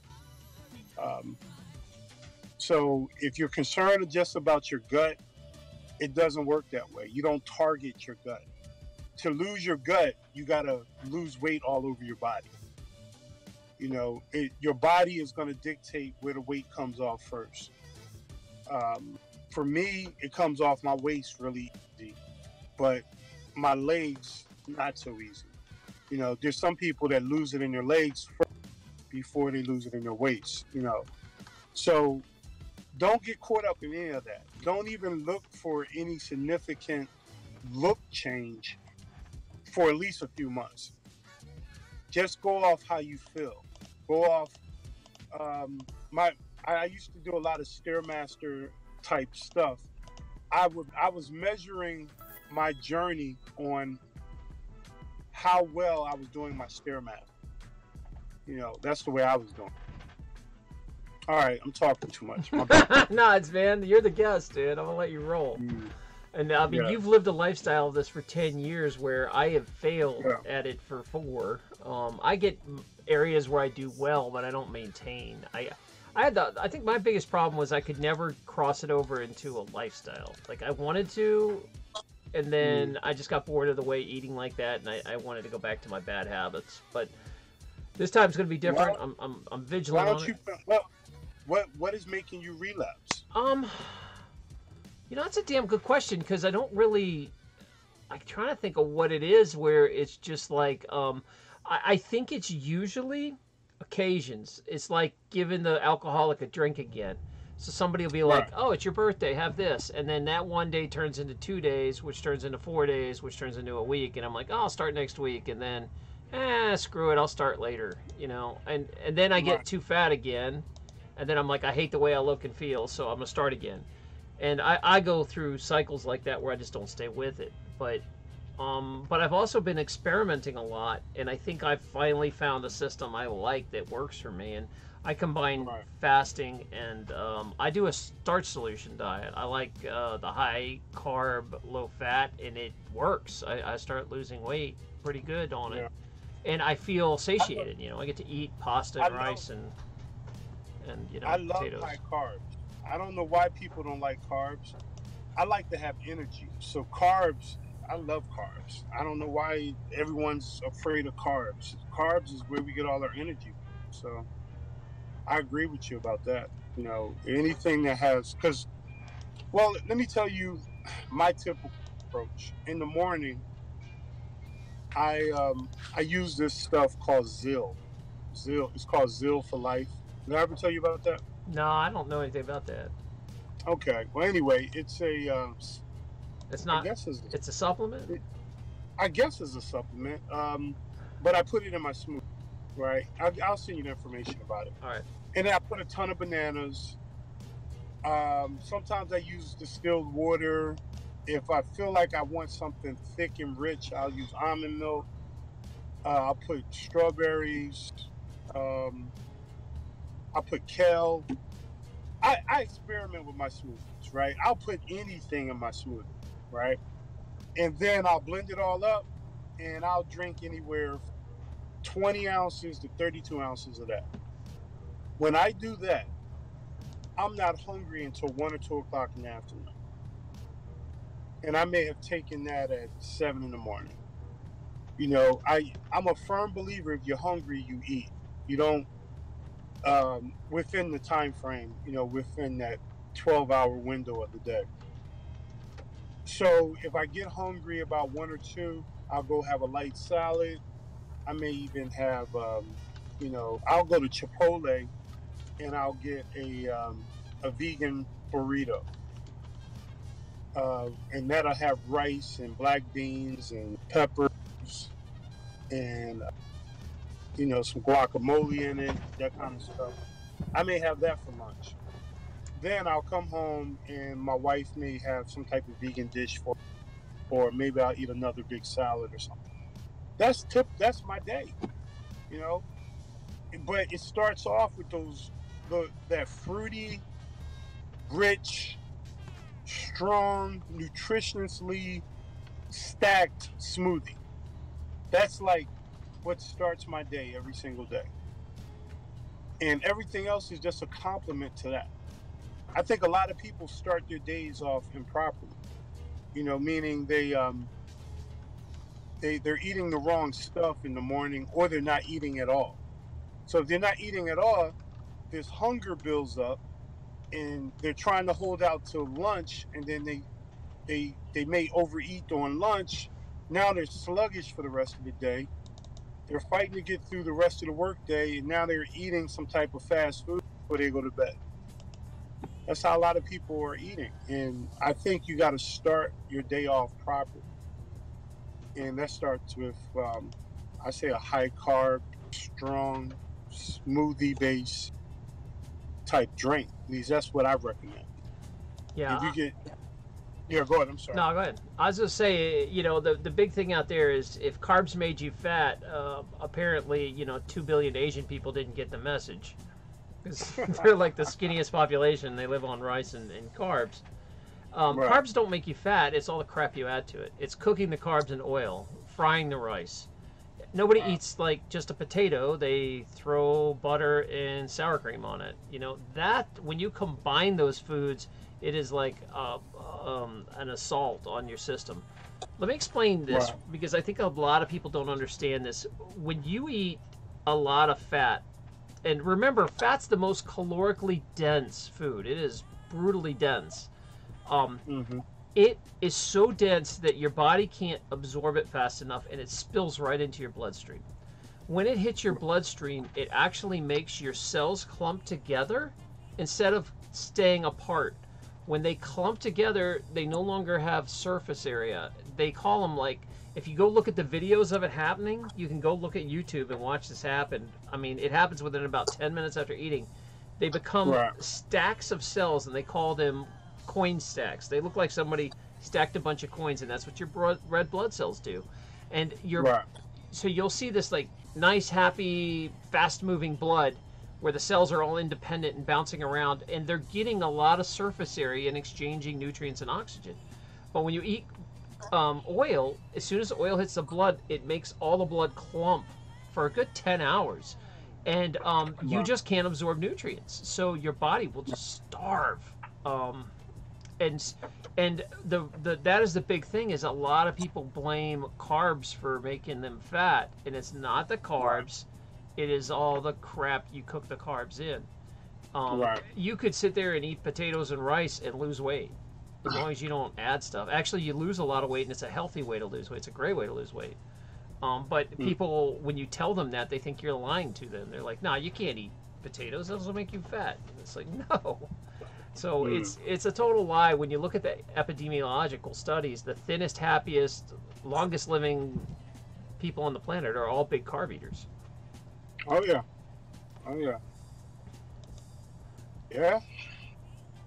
I mean, you gotta put aside the myths. You gotta put some of this stuff to the test. You can't go off what I'm saying, what you're saying, what the local fad diet is saying. You gotta try this stuff. You gotta step outside your comfort zone. But go back to what I said earlier. You gotta stop trying to eat like you did when you were a child. I believe there's a thing called adult consumption. You got to start consuming like an adult. And all these foods that's out here, a lot of them are not mature people. You know, when I say mature, I'm not talking about elderly. I'm talking about people over the age of 30. Your furnace or your metabolism has slowed down to some degree, and you can't burn this stuff off you quicker. So you have to modify your diet. That's just part of getting older. You know, some of us don't want to let go. We want to think that we can eat just like we did when we were younger. We can't. And I embrace that idea because I don't want to eat like I eat a lot of crap when I was younger. So I don't want to eat that way. Yeah, it's tough because that's how I became a fat vegan. Was I was eating the junk food, you know, and like you said, I wasn't eating it like a mature person. I was eating, I would go out and they have really good chicken nuggets now. They have really good hot dogs. They have really good chips. And if you looked at it looked like I was a 10-year-old at a birthday party. I was eating chicken nuggets and hot dogs. And it's like, that's not what a grown man eats. It's not, Right. That's not what a healthy person eats. So I totally get what you're saying because I'm guilty as hell of it. Yeah. And I made a real effort to moving off processed food completely. Get teased for this all the time. We get teased. We have a habit of taking pictures of our food and posting it on Instagram, Facebook, or whatever. Have you ever heard the vegan getting teased about that? No, tell me about this. Well, if you go all over Facebook and you know a vegan, you best believe they're going to show you a picture of their food. Oh, yeah, That's the running joke, right? That's the running joke. But we do that for a reason. It's because it's like we're proud that we're eating healthy, number one, and it's beautiful. If your plate is not colorful and it's all these solid, stoic colors, that's a problem. That's a problem. We are meant to consume a variety of colorful, whole natural foods. And when it's prepared properly, it's beautiful. And that's why a lot of vegans take pictures of their food and then they share it on Instagram and Facebook, and people give it thumbs down because they're hating, Yeah, it's a really odd thing that I can be on like a Facebook or something and people can talk about their recipes all day long and show their barbecues and show them pictures of eating meat and drinking beer. And I post what I'm eating and it's like, thumbs down, you're a vegan. It's like, it's the same crap. This is my life, this is what I'm posting. And nope, you don't get that. Because you make me uncomfortable that I'm eating meat. And it's like, no, that's not what I'm trying to do. Yeah. So I mean, the other idea to this is it's nothing wrong with you cheating. It's nothing wrong when you decide to go vegan and you want to eat healthy. If you want to go back and eat those chicken nuggets and stuff like that, that's okay. Don't think you screwed up just because you ate some non-dairy ice cream or some vegan chicken nuggets. Or to me, my cheat is Chinese food. Oh man, yeah. Yeah, I love spring rolls. And sometimes I'll even dabble in some General Tso tofu, right? But I look at that as comfort. Vegans have comfort food just like everyone else, So, but what I keep in my mind is I know none of this stuff is good for me, even though it tastes great. I might need to go a little harder in the gym. That's the way I think, But don't feel guilty and stop thinking you're starting over. You really have not started over. Just because you fell off the wagon doesn't mean the journey stops. So I don't think like you said, you failed a couple times in the discussion. You have not failed because you're aware. Being aware is the hardest part. You know how many people are not aware that they're eating unhealthy? You're aware. So that means eventually you're going to get this no matter what. Yeah. It took me a long time to realize that I had to live this way before I actually went down this path, I really appreciate that because it has been a journey of stop and starts, and a lot of people just toss in the towel. You know, they're just screw it. I'm just going to be fat and happy, and I can't live like that, man. It kills me to see what my body's become and what's happened, and I saw Carla talking in here about, you know, the same thing with you is when I lose weight, I just look like a smaller, fatter guy. It takes me, Right. I have to cross a certain amount of weight when all of a sudden the last 20 pounds, my gut shrinks and I get a six pack. You know, and Right. it's the, I have to get to the end of the marathon before I finally see the results I want. But everyone Right. around me is like, wow, you really look good and you shrank. And I'm always like, no, I look like crap, man. I still look like Right. a smaller fat guy. I got this gut that won't go away. And the gut, Yeah. for me, only goes away if I fast and at the last 20 pounds. The last 20 pounds, I'll take it off. And this is what's nuts is even then, it takes me probably, I mean, I have to really get skinny to get rid of love handles. Like I have pictures of me with like a six pack and I have love handles. And like I have ab muscles with love handles, and it's like a real bitch to get rid of those. So I know I have to go all the way to get rid of that. And I'm hoping that maybe a plant-based diet will do it this time. Yeah, and you got to understand the body is eating up the excess fat, right? That's pretty much what's happening. It's burning away, and it comes off the way it wants to come off. You can't do anything different than what you're already doing. You just got to be patient. You know, now I guess you can try to do different exercises, side benders. Running is always great for losing weight, or even long distance walking, you know, walking 5 miles a day, stuff like that. That helps with overall weight burning of fat. But the body is healing itself. That's why I keep saying it's a healing process. It's probably taking away the fat that is most dangerous. I believe the body's intelligent. I really do. And if the weight comes off the way that it comes off, it's because it has to. The fact that you want a six-pack and love handles gone is irrelevant to this healing process. The healing process is going to be what it's going to be. You just got to have the endurance to go the distance with the healing process. Because when we start packing on excessive amounts of fat, and we're going through this stage of transition, and the body understands that, and it's getting rid of the excessive weight, I believe it's doing it logically. Not based on what you want, based on what's logical to the body.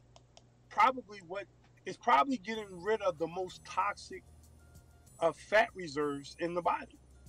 I don't know if you ever heard anything like this before, but these are just some of the things I've speculated on over the years. Actually, because I've always wondered how does fat come off? Like, what's the reason it comes off this person's hips, but it comes off that person's midsection? You know, I'm sorry, go ahead. No, I think you nailed it, and I'm gonna share something that I think reinforces what you said. Sometimes when people start a vegan diet and they have a lot of cholesterol and plaquing, heart arteries, stuff like that, and they stop eating the fatty foods, one of the things that happens first is their cholesterol will actually go up.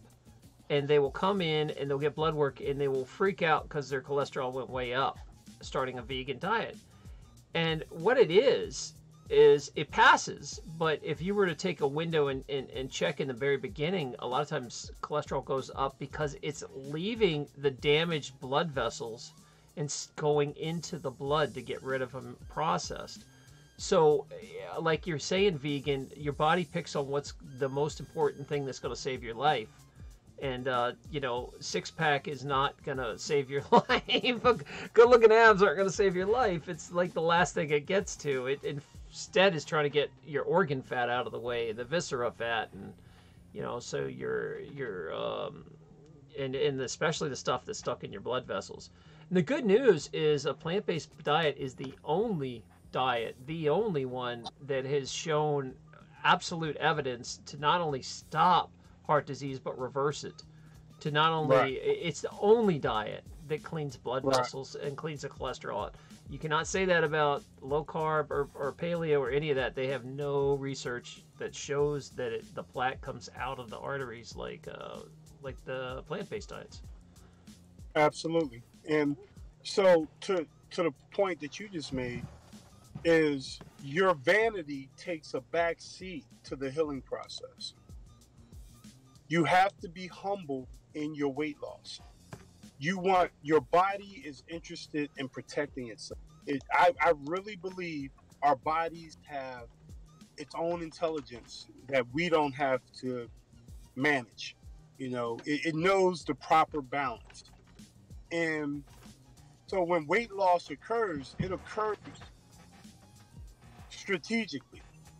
I believe it's very, very strategic. So think of it. So if you roll your memory banks back and you think about, okay, everyone is telling you you're losing weight, but you're looking in the mirror and you're saying, but I just look like a smaller fat guy, right? Maybe to you, but everyone else is noticing the healing process. So what I think this was one major difference between me and you when I went through my weight loss. I accepted the observations from others as progression. I accepted it. I embraced it. So when, because my wife at one point was like just shocked. One day I woke up and she was just standing there staring at me. She said, "You no longer look like my husband. Like, who are you?" It was like that. And I'm like, "What do you mean?" She said, "Look at your cheekbones. Look at your, it's like you're melting, And I'm like, and I got up and I looked at myself, like, I don't see no difference. But the people around you are witnessing this healing process. And you won't be able to see it until later. And that's the promise I will tell everyone.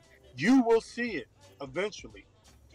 But in the beginning, everyone else will see it way before you. Yeah. So take. I got to get better that with that. As something as your motivational tool to keep going. I appreciate that because I think I need to let that set in.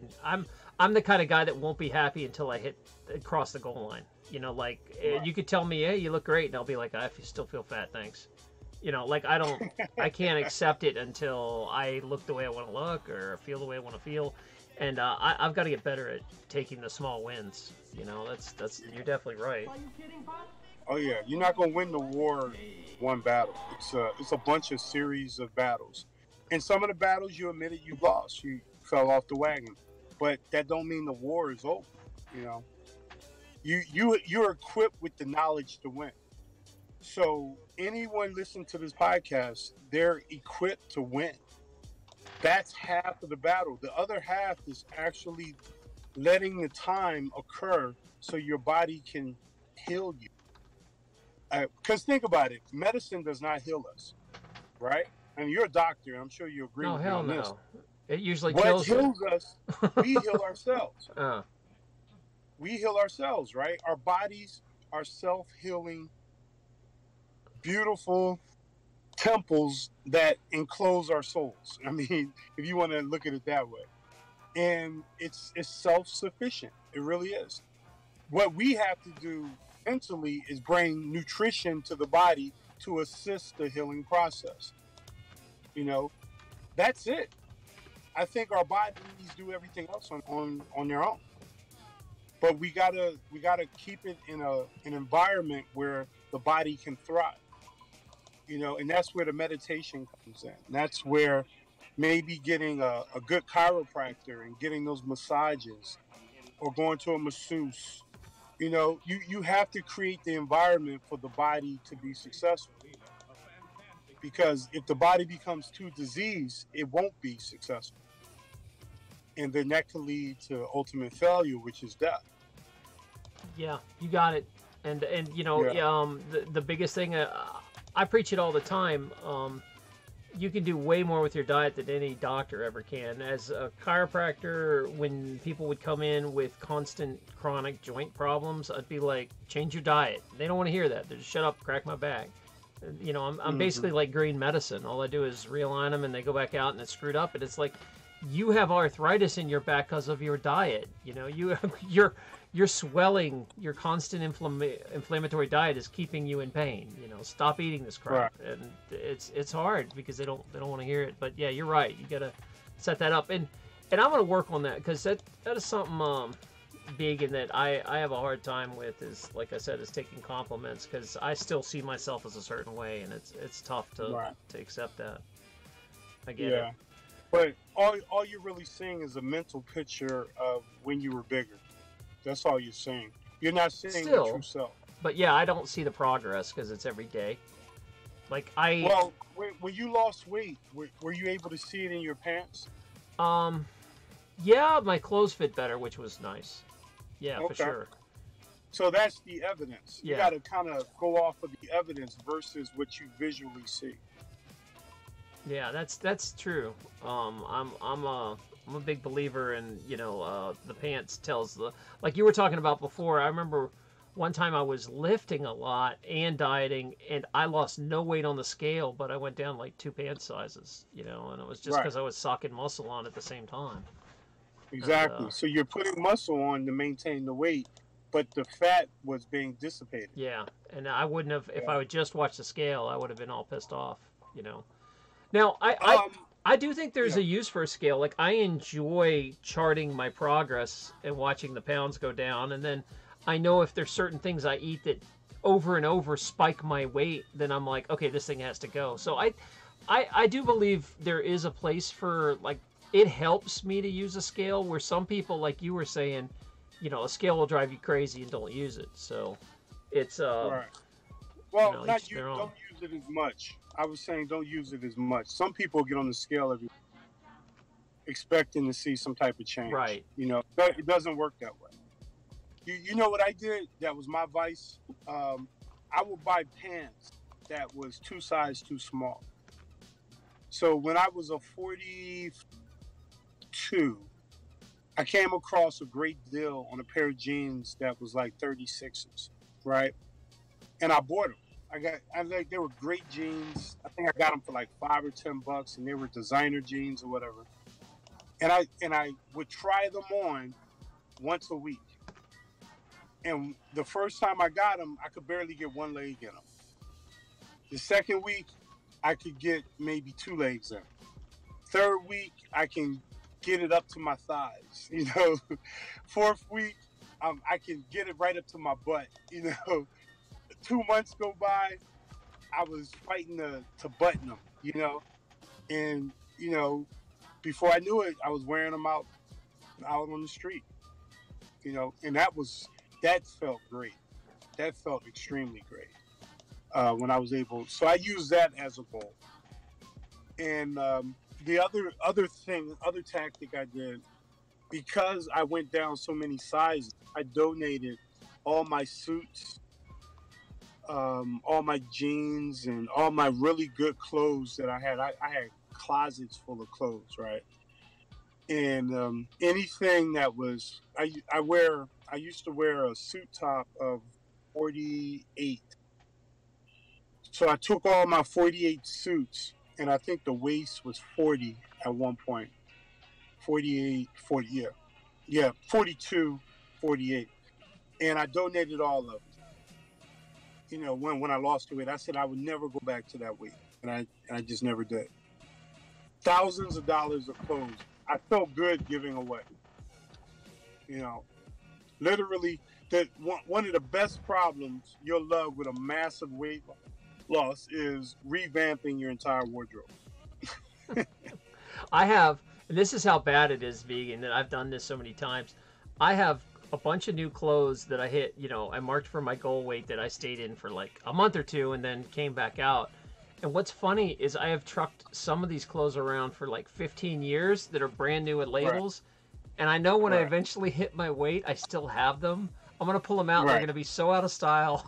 They're going to be like, you know, like 90s parachute pants or something. I don't know. But But I still, that's how long I've been wanting to get back into my gold clothes that I've never thrown them out. I've kept them. And this time I don't care if they're MC Hammer pants, I'm putting those things on. Absolutely, absolutely. Um, You know, and I'm looking forward to that because what happened is I got so fat that none of my good clothes fit, and I just refused to invest in like nice clothes. It's like, right. and when you get so heavy, everything looks dumpy on you. There's nothing that looks good. Exactly. It's Exactly. all depressing. Especially suits and stuff like Oh, that. I don't. Nah, I didn't like them at all. Even my tie. When I was at my biggest, I would have to get an extra long tie because my belly was so big. It would make me look like I had a short tie. I don't know if you ever ran into that problem, but I ran into it where they make longer ties so the tie can hang below your belly button. yeah. When I had to go And shopping at when I finally crossed over and I couldn't find clothes and I had to go to like the big and tall, I was like, yeah, this is so depressing. I was like, I had to go yeah, to the big and tall section because I couldn't find a damn tie and a dress shirt. And it was like, yeah, I oh, was the same way. and it's so frustrating. And I remember people being like, because I'm a big guy anyway. I mean, I'm muscular too, but Yeah, I still wear a triple X shirt, and I remember getting down to like an extra large and thinking that was a big deal. And yeah, and I remember back in the day, I would have thought I was super fat at extra large, where right. now I'm like, all right, extra large, I'm getting there. So it's, Yeah, you want to get down to large because they say for our age they want us no more than 200, 205 pounds around that. Well, you're about 6'2", right? no, I'm actually short. I'm 5'10", but Oh, okay, I have even when I am ripped at about 185 pounds. So okay, I yeah, can go to 210, 220 and still look pretty good, but I don't get like really ripped until I get down to the past 200 probably. But that's been a long time. I think that's been almost 20 years since I've been under the 200s. I've hovered. I've been at like, 210, 220, but so right. I'll still look thinner, but I still have like love handles or I still have a little tire even at that weight. Yeah, And so yeah, I'm not stopping until that goes away. I don't want any more tires. Nope. yeah, No more yeah. tires. And you just feel better. It's less pressure back. Oh I yeah. mean, yeah, yeah. And I'll tell you, when I get fat, one of the things I notice right away is I snore, and it sucks because it really. Yeah, You talk about one thing that really kills a relationship is snoring, and yeah, you will destroy relationships snoring. And when I fast or I start losing weight, it stops instantly. yeah, So it's yeah. totally because of inflammation from my diet. You know, Exactly. I was the same exact way. Same exact way. A you big snorer, and I never knew I was a snorer. Told me, and you know, I haven't snored in years. yeah. And people, Yeah, it's amazing how many people will refuse to think it has anything to do with their diet. They're just like, oh, I've snored for 25 years. My wife, we have right. separate bedrooms, and that's the way it is. And that stuff kills romance in a relationship. You can't. Yeah, It's bad. And if they had known, all they had to do was, okay, take the inflammation out, fast for a while, eat a non-inflammatory diet, eat a plant-based diet, and that stuff gets better. absolutely. So if your husband snores or your wife snores, you might want to share that with them, Yeah, because absolutely. that is a big one. And nobody ever talks about that weight loss is all about snoring. And then the other one is asthma. A lot of people Mm, have asthma problems, and that is because they're usually heavy dairy users. They drink a lot of milk, they drink a lot of cheese, and the lung vessels are one of the smallest and the first to fill up with mucus and inflammation. Inflammation causes mhm. mucus, and so when you have a kid who's asthmatic and they eat dairy, they eat cheese, or you're basically just feeding asthma. And I was a sick kid Yep, until I stopped dairy. yep, You know, absolutely. Telling you, dairy is the worst. It's the worst. yeah. If it's the one thing to get rid of that you could make a big difference in your life, dairy, man. And that includes cheese and yogurt and dairy, all of it. Get rid of it. The casein protein Well, will screw you up. I can tell you this: it's also the hardest to get rid of. It took me a year to break away from cheese. It took me one entire year. I was able to drop the meat right off the bat. That dairy, because just to come out, I'm sympathetic to your journey. My first year, well, not when I was vegan. I was kind of vegetarian before I went, right? The only reason I wasn't vegan right in the very beginning was because I couldn't give up dairy. Dairy was so addictive. I could not fathom giving up cheese pizza, you know, because I would have a bunch of vegetables on it, and I would get like a Pizza Hut Supreme veggie Supreme pizza, and I thought I was eating healthy. And yeah, dairy is extremely hard to break away. And what finally got me over the hump with dairy was I started doing all the research on dairy and its impact on the human body.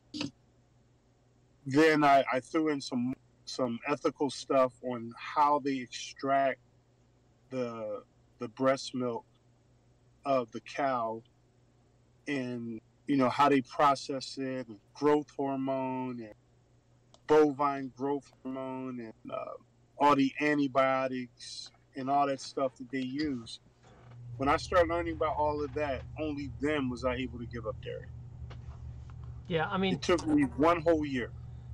And you just pretty much had to look that thing in the face and understand what it is. And Right. I mean, we grew up in a culture where drinking dairy is normal, but if you look at like Asian cultures, they don't drink dairy. Chinese people don't drink dairy. No. They don't have it in their food, Nope. and they're thin and they're skinny and they're healthier.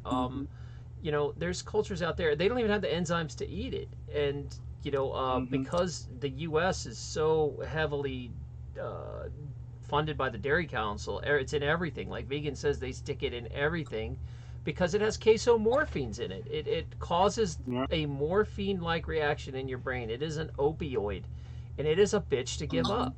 Cheese is a bitch to give up, but it's so bad for you. It's so bad. And T.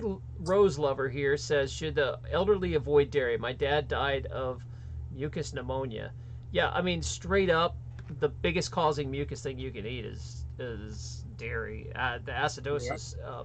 It causes acidosis, and mucus is a response to acidosis. One sec, I want to say something real quick. I had some big donations tonight. I really appreciate Stone Crypto, Vicky Warhammer, and Charles. Charles just came in and gave me a big donation on DLive, so thank you for that. I really appreciate. I'm trying to, and if you guys are coming in late, I'm trying to get off the teat of YouTube and trying to move my show to a platform where it agrees with my philosophy. I want an uncensored platform that is decentralized, and DLive is kicking butt over there, and I'm happy to be there, and I'm trying to build an audience. So if you ever get a choice, I'd prefer you watch me over at DLive instead of YouTube. It helps me more. But if you want to keep feeding the machine and that's all you can do, you can stay at YouTube. I'm there, but I'm at DLive a lot more. Sorry, I just had to put that pitch in there because Charles came by and dropped a hell of a donation. Thank you. Thanks, Charles.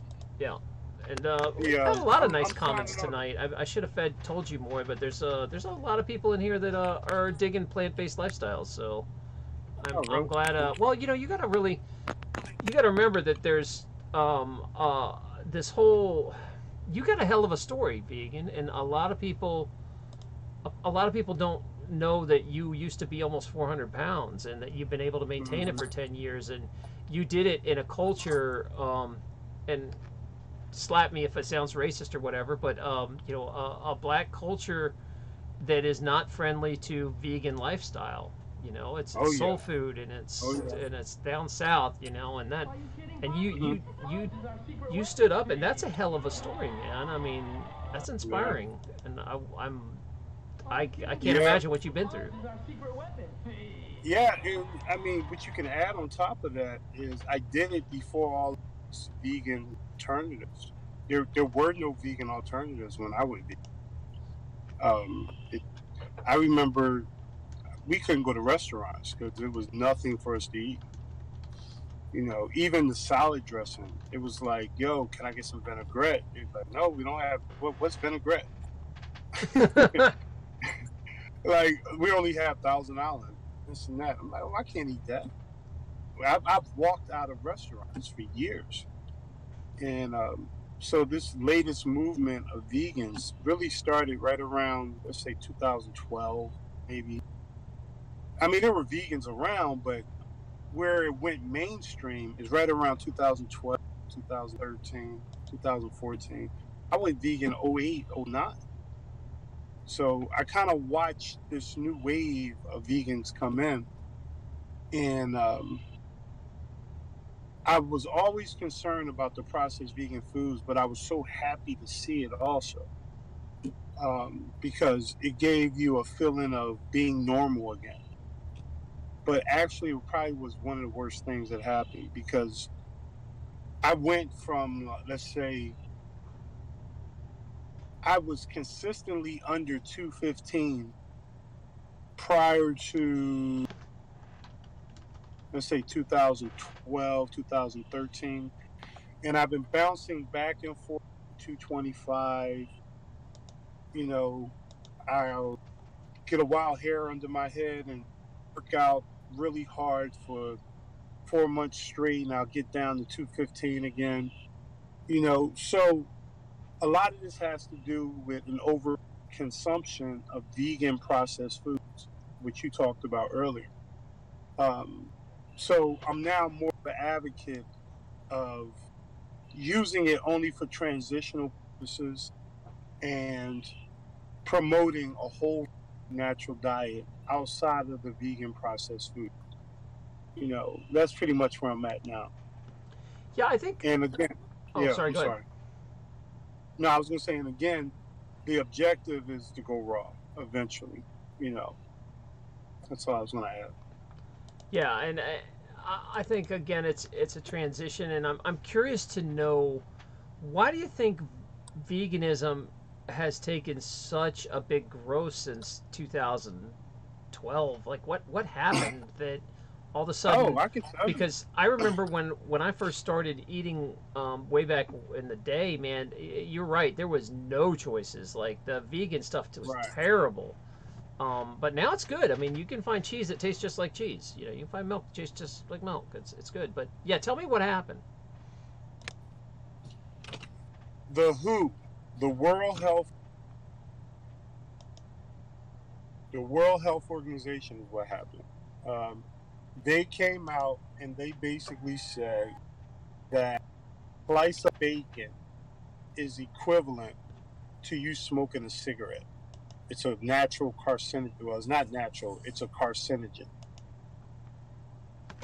And when the World Health Organization basically put the meat, dairy, and egg, well, not necessarily the egg industry, but they put the meat industry on notice about their processed foods, there was a major shift to people to get away from that into veganism.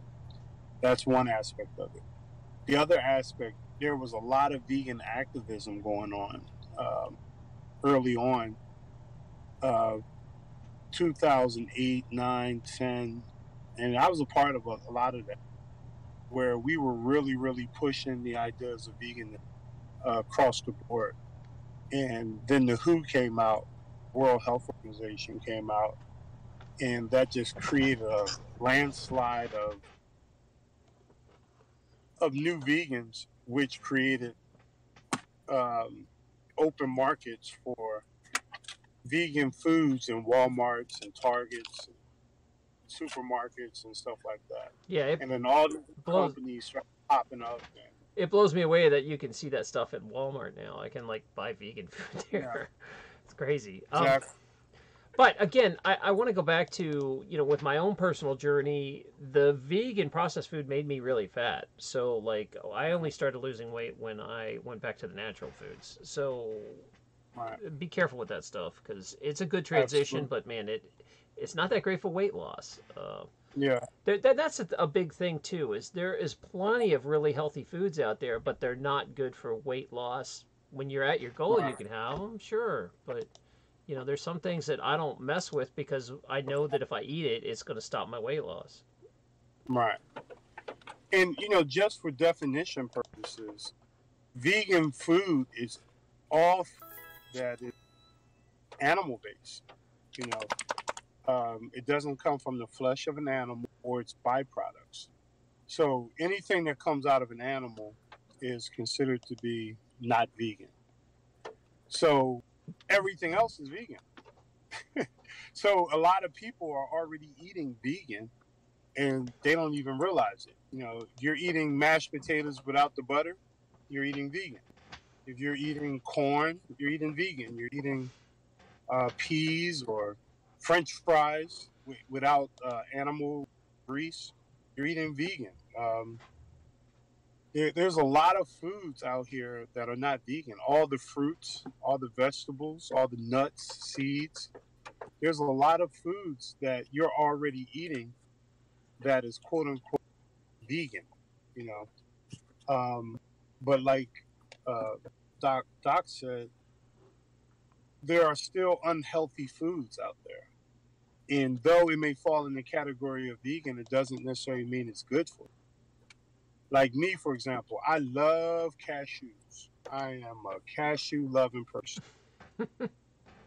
I will OD on cashews. I will sit there and eat cashews. I still have the same bad behaviors, or I don't say bad behaviors. I have some of the same eating habits that I had when I was a meat eater. The only difference is I I have cravings for healthy food. That's the only difference now. My cravings didn't go away. I just shifted it from um, what was one of my things I love? McGriddles from McDonald's. I used to get up when I was a meat eater. I used to eat from McDonald's almost every morning, and I would get 2 and 3 McGriddles, and that would be my breakfast with some coffee, a soda, and maybe some hash browns. I ate that almost every single day before I went to, you know, when I would eat lunch or something, I called it working the dollar meal, right? I would go to Wendy's and they used to have cheeseburgers with bacon on it for $1. I would get 4 or 5. Sometimes I would get 10 because I want to give my son or my daughter or somebody a burger. I would have anywhere 4 or 5 of those little burgers, and they would be for me, and I would eat it in one sitting. I had those types of habits, and it was just completely destructive. So by the time I turned 38, 40 years old, I looked like I was damn near in my late 50s. I showed you pictures of how I looked back then, right? Yeah, I mean, you can. Yeah. Sometime we'll bring you back and you can screen share when you have a computer Right. when the power's not out. If you guys don't know Yeah. that his power's been out and he's doing this on his phone, so I really appreciate you keeping the interview. Anyway, Yeah. it's nice of you. Yeah. Um, Had electrical problems I'm sure I'd love to bring you yesterday. back and keep talking about this because, all right, for me to, this is something I have to realize, and I don't know if you were like this vegan, but for me to keep focus so I don't get off track, I need to Hmm. talk about what I'm doing, and it Hmm. excites me and keeps me focused. And I started like a little Discord support group where we get in there and we talk about recipes or talk about what we're going to eat today, or we talk about situations like overeating in the holidays and Right. important things that if I talk about it every day, it keeps it in the front of my mind, and I keep it as like my main purpose is okay. I got to eat healthy, Hmm. and I don't. I know I'm going to drive some people crazy because they're going to be like, "Hey, why don't you just get back to talking about other stuff?" And it's like, but this is helping me. Uh, and I don't know if you drove people crazy around you or if you just kind of did your own thing and didn't need to talk to people. How did you handle it? Like, did you have a I didn't support really group at talk. all? Nah, no support. I was on a mission. It was me in the gym, me in the gym. You know, I stuck to my guns and my diet, and I lost myself in burning fat. I looked at it as I'm gonna burn some fat every day, and that's pretty much what I did. At no point did I ever feel that I needed to talk to somebody because I knew it wasn't something that needed words. It needed action. Weight loss is all about action. You know, either the action of eating the right foods or the action of doing some productive exercise that's going to lead to fat burning. The conversation thing is kind of like, maybe when people started seeing results, I had a bunch of people that jumped on my bandwagon while I was in the midst of going through this. And that made it fun. My wife started working out with me, and she's saying, I want to go to the gym with you in the morning. Okay, cool, let's go. That made it fun. My brother, he was going through. He just got diagnosed with MS. He was interested in joining my workout routine. It's kind of like people gravitate to things that they think are successful. So once they realize that you're serious and you're dedicated and you're starting to get the results, everybody that's observing you may want to join in. And when they do, just open your arms and say, come on. And that's when the talking started. In the very beginning, it's all about there's really nothing to talk about. You got work to do. So just go do it. And maybe later some friends may join you or maybe not. Yeah, and You're working on your. I get that. Like, I can't ever expect someone to change their lifestyle to accommodate me. My girlfriend's not going to do what I want to do. It's my family's not going to do what I want to do. I have to do it. But like you said, when you start losing weight, all of a sudden people are like, "Hey, what you doing again?" The proof's in Yeah, the pudding. When you start really changing, people around you will all of a sudden stop harassing you and then secretly send you an email, be like, "Man, what are you doing? Show me what you're eating." Yeah. I mean, there's same people that yeah, teased you. yeah, yeah, absolutely. Every single person that had something derogatory about me going vegan all changed their tune of music once I dropped 160 pounds. When I dropped 160 pounds and they looked at me, they were like, wow, you actually did it. Wow. I mean, every last person, every naysayer, every single person either apologized or commented I was wrong. And it wasn't that I was looking for that. It was that's when you've accomplished something. You know what I mean? And I mean, even my wife told me to my face, I've been for 27 years. There's no way you can do this. I know I fed you for 27 years. There's no way you're going to be able to do it. I'm like, really? Okay. And within 6 months, she was in awe. She couldn't believe it. So I'm not saying I'm special. I'm saying all I did was I got rid of all the mental noise.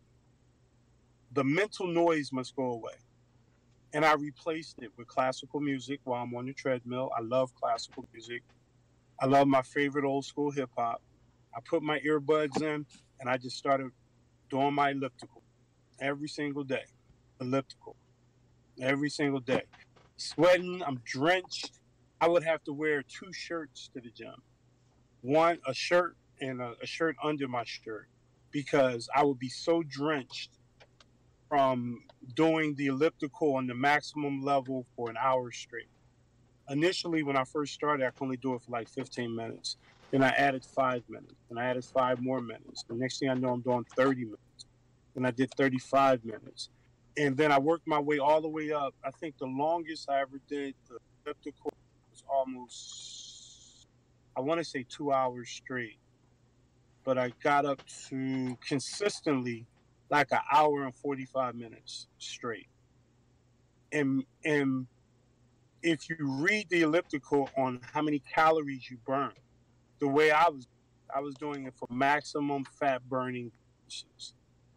I would burn 1,100 calories in a workout, in an hour. That was my typical hour. Let's say 1,000 calories every hour. I was documenting it too. I was taking a video and everything. And when that got too easy for me, then I went to the Stairmaster, and I started doing the Stairmaster plan. It's all about sweating.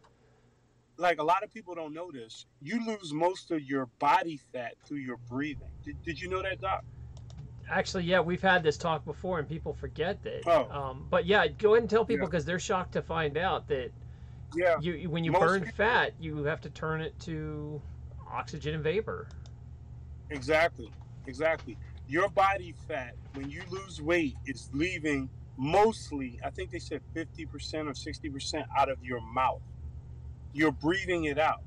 So if you get your heart rate up and you're doing a rigorous cardiovascular workout, that is the quickest way to burn fat. And so, that's like how I didn't run to the weights or anything like that.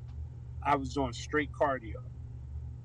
And I did that for about 2 years straight, well, never missing a day. To this day, I still see you once in a while post a video where you're, there was a series, I think last year, where you were on the elliptical and you were posting it to keep yourself accountable. That was pretty hardcore. I did one thing. I wanted to prove that you could go 1 year of doing 1 hour of cardio every single day, burning 1,000 calories every single day for 1 year straight. And I tapped out at 67 days. I went 67 days straight, burning over 1,000 calories for every day. And that's because, why did I tap out? I tapped out, it wasn't because I was physically exhausted. I think I got sick or something. And I didn't make it to the 70th day.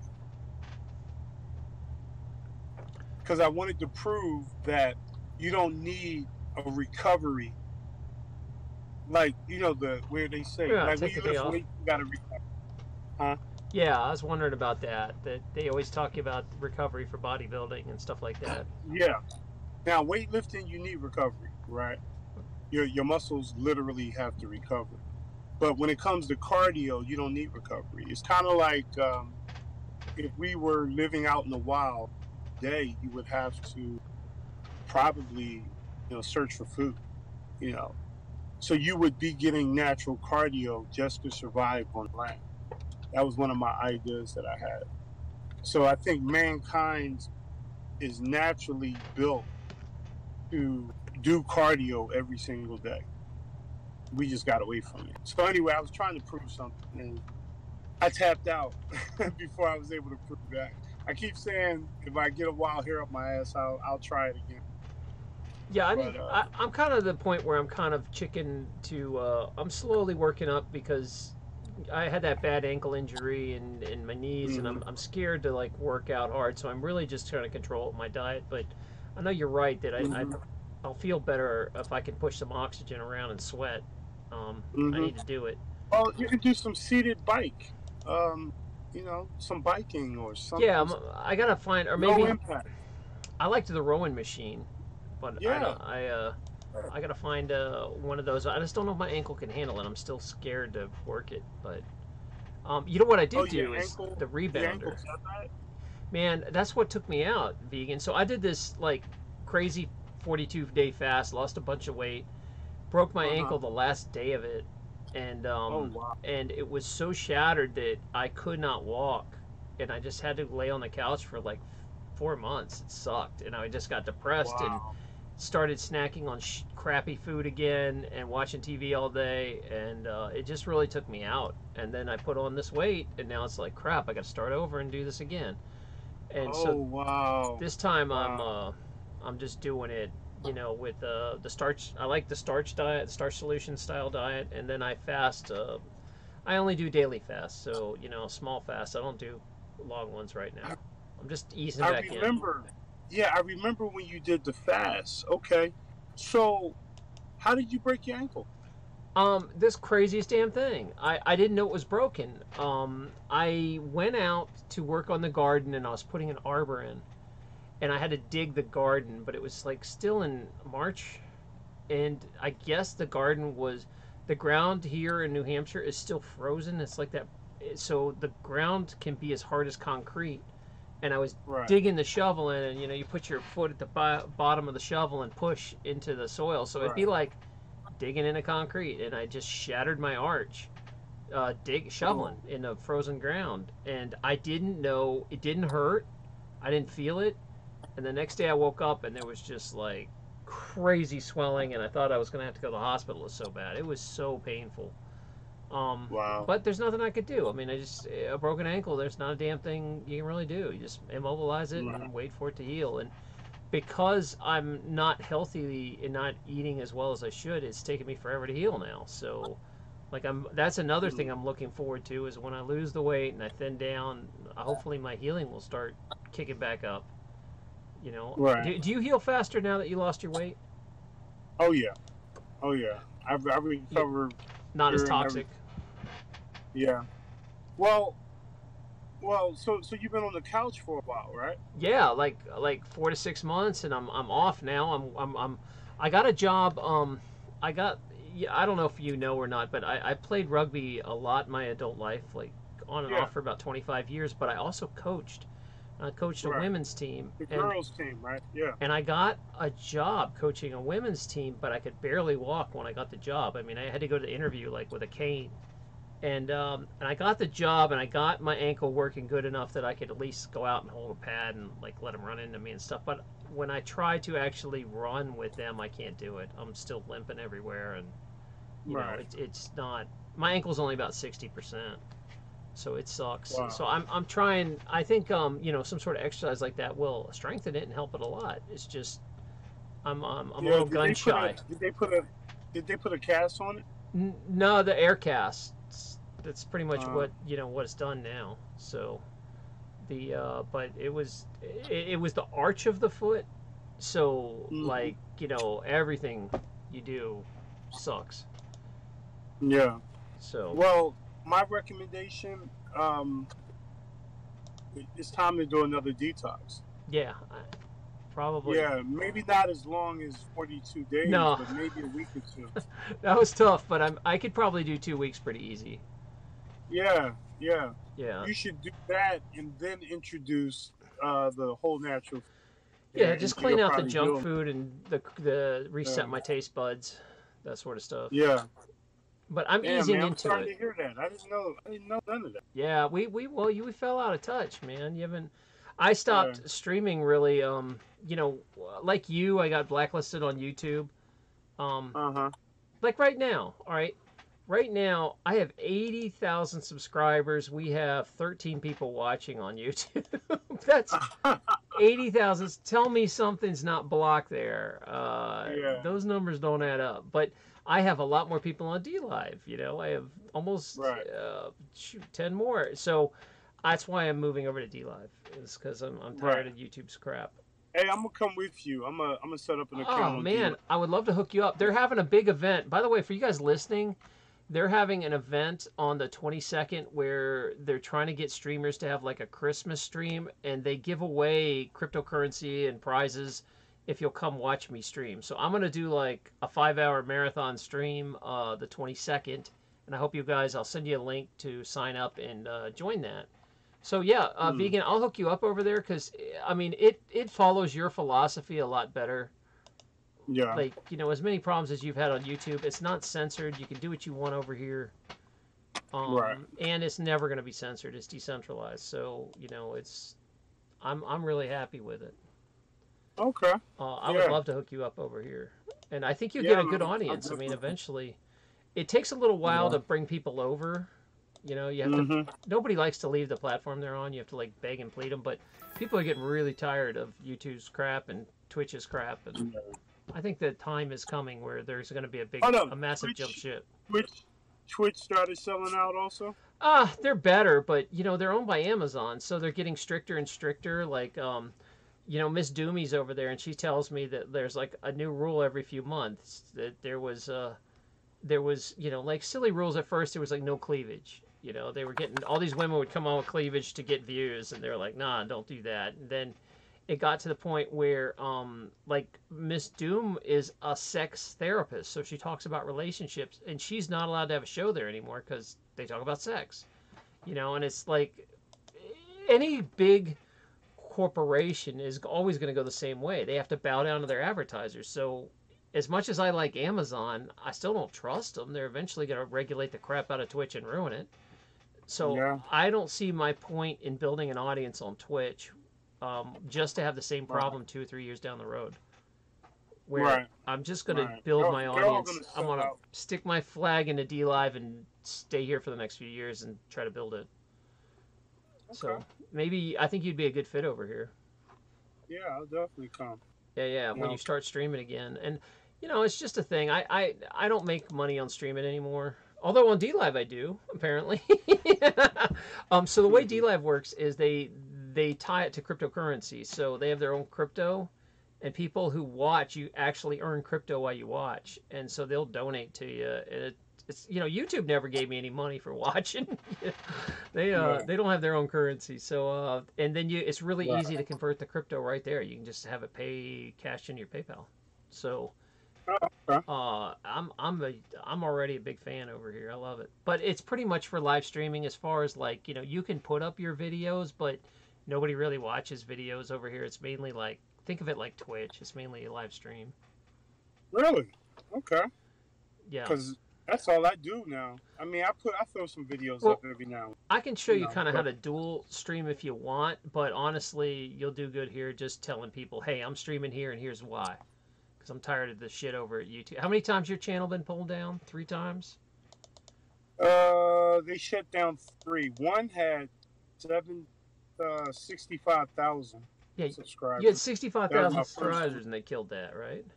They killed that one, and that's because I exposed them. The which one was the Charlottesville hooks? Oh They didn't like yeah. that one. Yeah, I exposed them on that one, and then I started saying stuff about the Las Vegas shooting. They didn't like that one. They took my channel down. And what was the other one they got?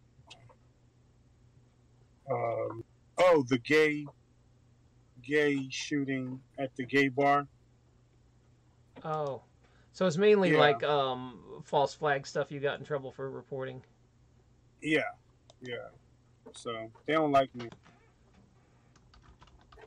and it's crazy. Out of all those people I used to have, now I'm still doing the same thing, but they figure, okay, we're not going to take down his channel anymore. We're just not going to let him get more than 1,500 subscribers. Yo, So they you go won't to let my subscriber 65,000 to base. 1,500. Huh? You go to from 65,000 to 1,500. Yeah, right. Exactly. Like it's They not will censored. not allow my subscriber list to go beyond 1,500. I think I'm a little bit higher than 1,500. And this channel's been up for like 6 months. Yeah. I mean, it's just So, crazy because, like I was saying, I should be having hundreds of views for this, and I have 11 people uh, watching on YouTube right now. That's crazy. I have a lot more what on did you DLive. do? What did you do to piss off YouTube? I know what I did. Well, Pissed them off. you got to remember that I was a hardcore libertarian when I started my channel. It was a libertarian news channel Right, for the South. So a bunch of my old right. stories are very anti-police and cop and stuff like that. So I think their algorithms just pick that old stuff up and they're like, "Nope, you're done." You know, and I was doing some pretty esoteric stuff that was out there too, but I don't know if I get blacklisted for that. So you know, these days I chill out and I pretty much just do what I'm interested in. But I'm open to watching whatever. When you know, I'll talk about stuff if I'm interested in it. I don't. So, but the problem is, you know, I'm so my entire existence and living is tied to YouTube. So I only really make stories on the stories. I only make money on the stories. I don't make money on live streaming at all anymore. So I haven't been had an incentive. Everybody's like, "Oh, why did you stop live streaming?" And it's like, because they stopped paying me. You know, I'm not motivated to do it for free forever. Right. You know. Yeah, man, it's crazy. Yeah, Warhammer says Doc dared them to block a cat video, and they did. That's right. I put up some sort of cat video, and I was like, "Block this, YouTube," and they did. So that was it. That was it. You lying? Yeah, no, I ain't lying. They Oh, that's funny. They, I was like, I dare you to block it. They blocked it. I guess their algorithm picks it up or whatever. Yeah, they got mad at me. Yeah, I hope they don't like the vegan warrior on YouTube. No, you should come on over. I mean, I know you got a big audience there, but I think your audience is kind of hip, and some of my audience has already made the move, so they'll be here to watch your show too. Yeah. I'm sorry, I didn't mean to ignore your guys' questions. You have questions you want to ask? Where is your video platform? Oh, CTM. CTM, Homestead, checking out VLive. It's actually DLive. Vicky, can you drop a link in my YouTube to my DLive, please? I'd appreciate that, or Stray. Do you guys have any more questions? There was some that came up about fermented food earlier. And what's your take on fermented food, vegan? I really don't have no opinion for or against. Kimchi, sauerkraut, that sort of stuff. Yeah. There is. If it's good and it's all natural, I'm gonna eat it. I'm still greedy, even though I'm a vegan. I'm still greedy. I'm spoiled. I got 2 vegan chefs that live in my house. I'm spoiled. Oh yeah, I'm definitely jealous as hell. It gets old cooking all the time.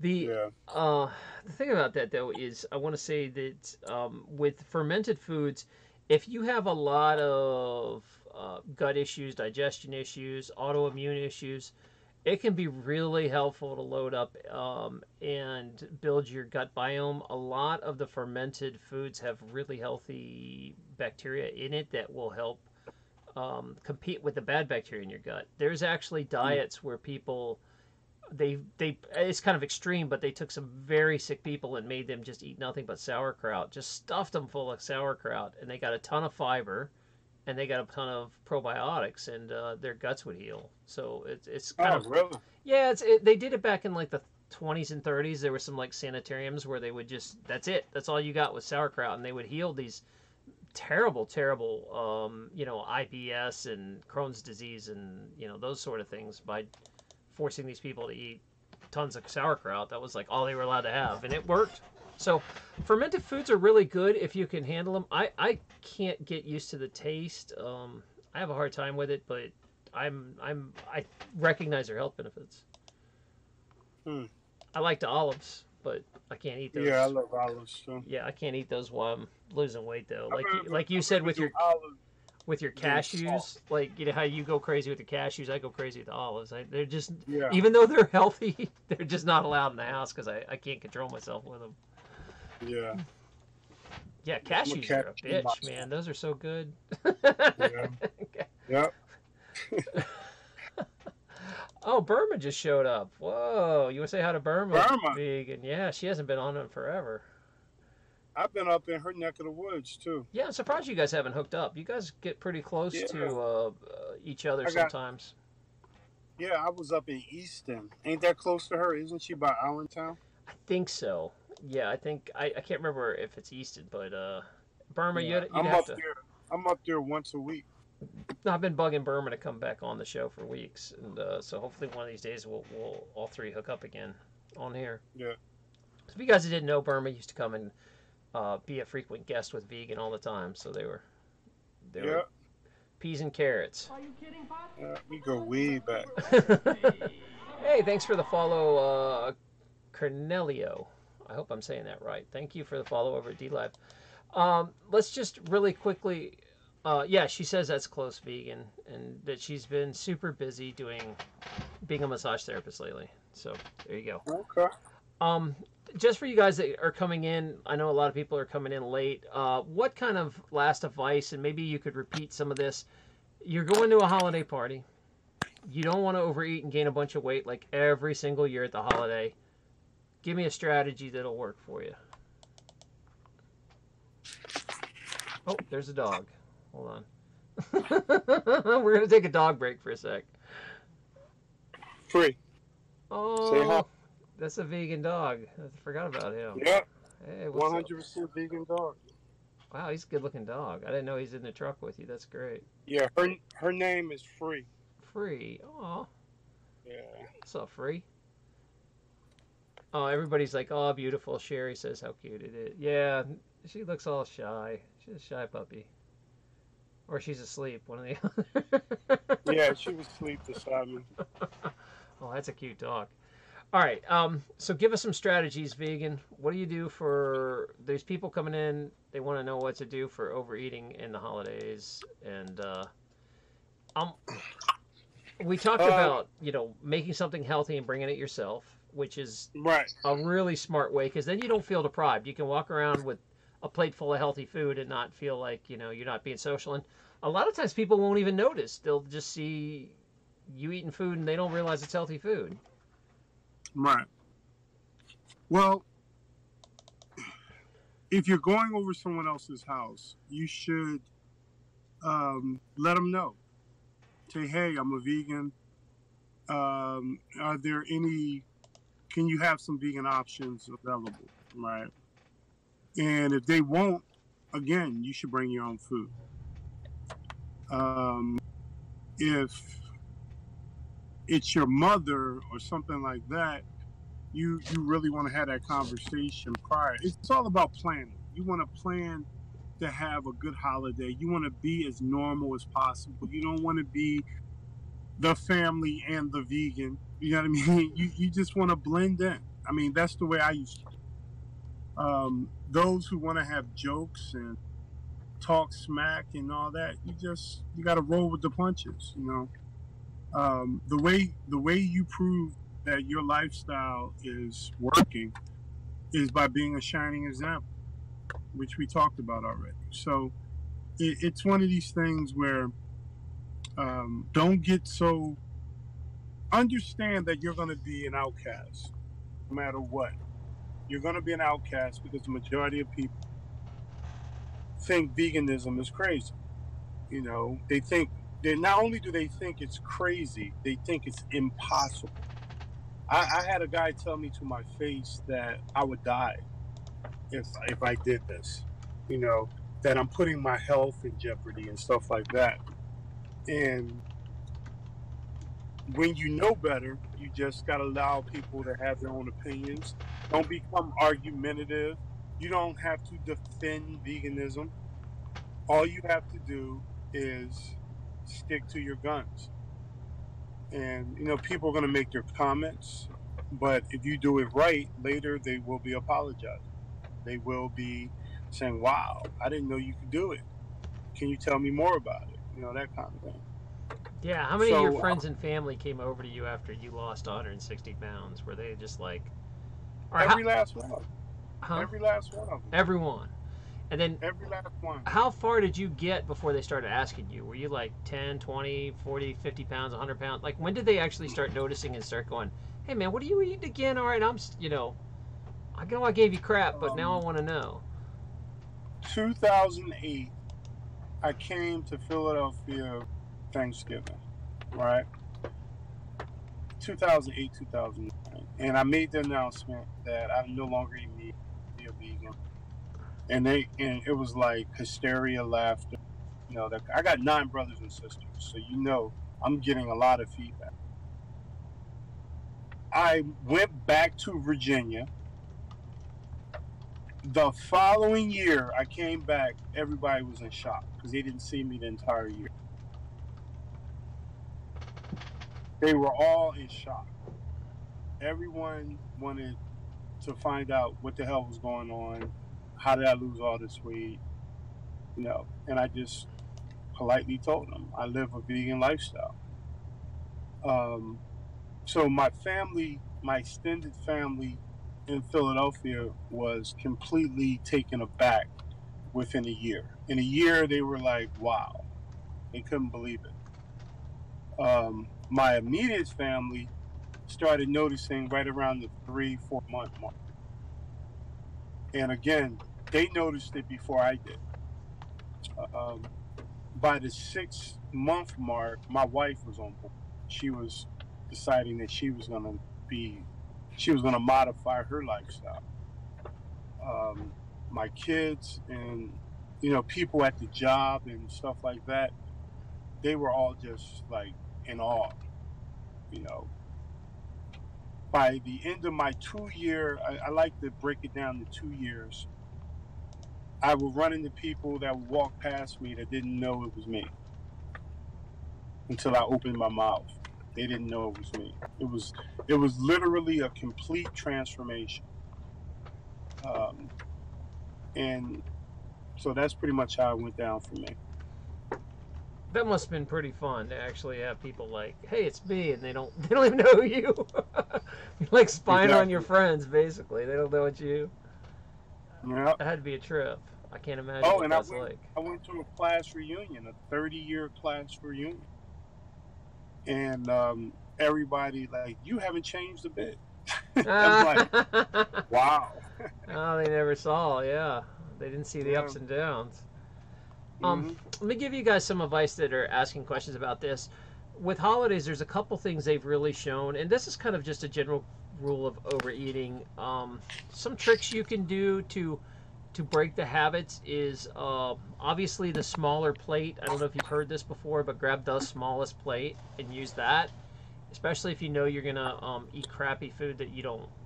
Obviously, I'm gonna sit here and tell you not to eat the crappy food, but if you do, eat the smallest plate you can get. It shows that if you give someone a small plate or a large plate, they'll add about a third more food.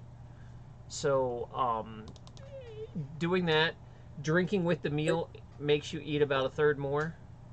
The other big one is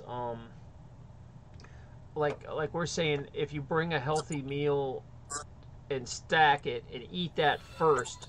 Like I went to a garden club party and I knew, I've got a weakness for cookies, and these are old ladies that make like awesome desserts and stuff. And I was like, I want to try a lemon square or something. So I brought my own rice dish and I ate that first and stuffed myself good. And then I only had like a lemon square and it wasn't a big deal. It wasn't a bunch of damage. That's a good one. And let me see where the other overeater. Oh, switch hands. I know this is a weird one, but your brain is wired to eat a certain way. So like if you're eating, let's say, popcorn you're always holding with your left, eating your right. Switch hands, and what it does is it actually short circuits your brain, where you'll feel like it's awkward to eat the popcorn, and it'll slow you down. And they show that if you switch hands, it makes you eat about a third less too. So I know that sounds strange, but if you think about that, it's kind of like a smoker always smokes with the same fingers, or a drinker always drinks with the same hand. If you switch it, it feels weird enough to interrupt the pattern to your brain. So those are some tips that might help. Can I give you one also? Yeah, go dive in, man. This is what we're here for. In the old days, when you went to a restaurant, I'm saying old days, but some restaurants still do this. Before you actually get your main course, they would bring out a salad. Right? Do that. Actually eat something extremely light, hydrate prior to eating the main meal. So if they're serving salad, the first plate shouldn't be the major meal. It should be just nothing but salad and vegetables on your plate. Eat that first. Drink at least a 12-ounce glass of water. Then go get seconds, and that's when you'll get all that food that you guys love on the holidays. Now, what'll happen is you'll consume less because you've already hydrated yourself. You already eating a certain amount of salad prior to eating whatever you're going to get, the chicken or the ham or whatever. So if you're going to eat meat, eat it last. Don't eat it first. What you think? I would say that's good advice. It's just common sense that if you can fill your stomach up with roughage, you're going to have a lot less, fiber and vegetables. You're going to have a lot less cravings.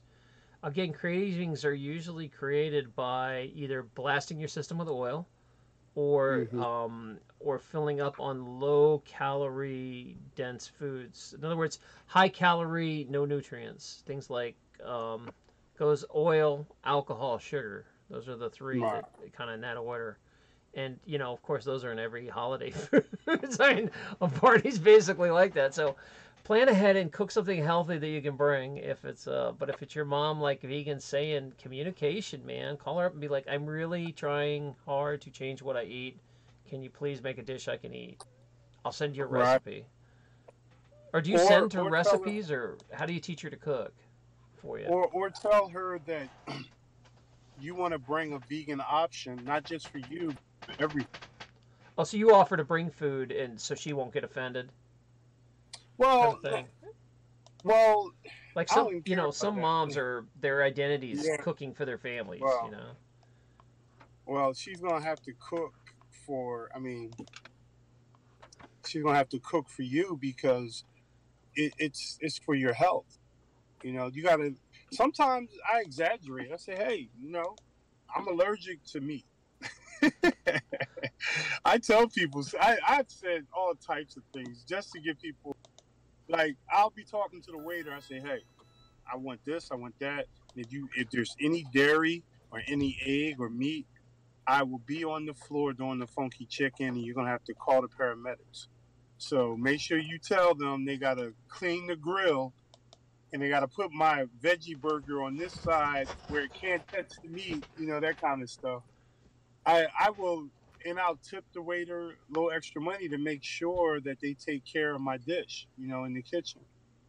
And that works because I was curious how you survive eating out and not, they're throwing your food on the same with a bunch of greasy burgers. Like, how do you deal Oh with that? no, I've walked into kitchens. I've walked into kitchens and talked to the chef directly. Say, hey, I need a vegan burger and I need that grill clean. If you're gonna, that's the only way I'm gonna order this meal. Um, there's things when you're a vegan, you don't compromise. You don't compromise when it comes to your consumption. As far as being meat, dairy, and egg free.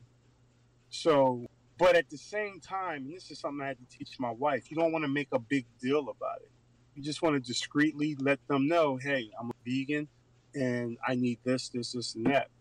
Eventually, what happens is the restaurants that are not as responsive to your personal needs, you stop going to. And you start finding the ones that are more responsive. And I have my favorite restaurants where I know that they're going to prepare it the way that I like it. As far as family members are concerned, I hold them to the same standard. You don't play with my food. I don't play with your food, so you don't play with my food. So at some point, you got to demand respect for your lifestyle. But if you do it really well and you stay consistent, it won't be a fight. It will be eventually they will have to accept your wishes because you put your foot down. Um, but all that's pre-planning, like you said, and it's all coordination. And my wife is a chef, so every family function, she's bringing vegan food. And the crazy part in my family, her food always gets eaten up. So it's kind of like they're waiting for, but her food is designed for me. And we're just sharing some of our food with everyone else. Yeah, I've actually had, I make a few dishes that are pretty tasty, and I've had people not complain at all. Like I've had my mom and my brothers, and they didn't bitch at all about it. They were like, "That's good." So if you find So tasty dishes, they're not that hostile.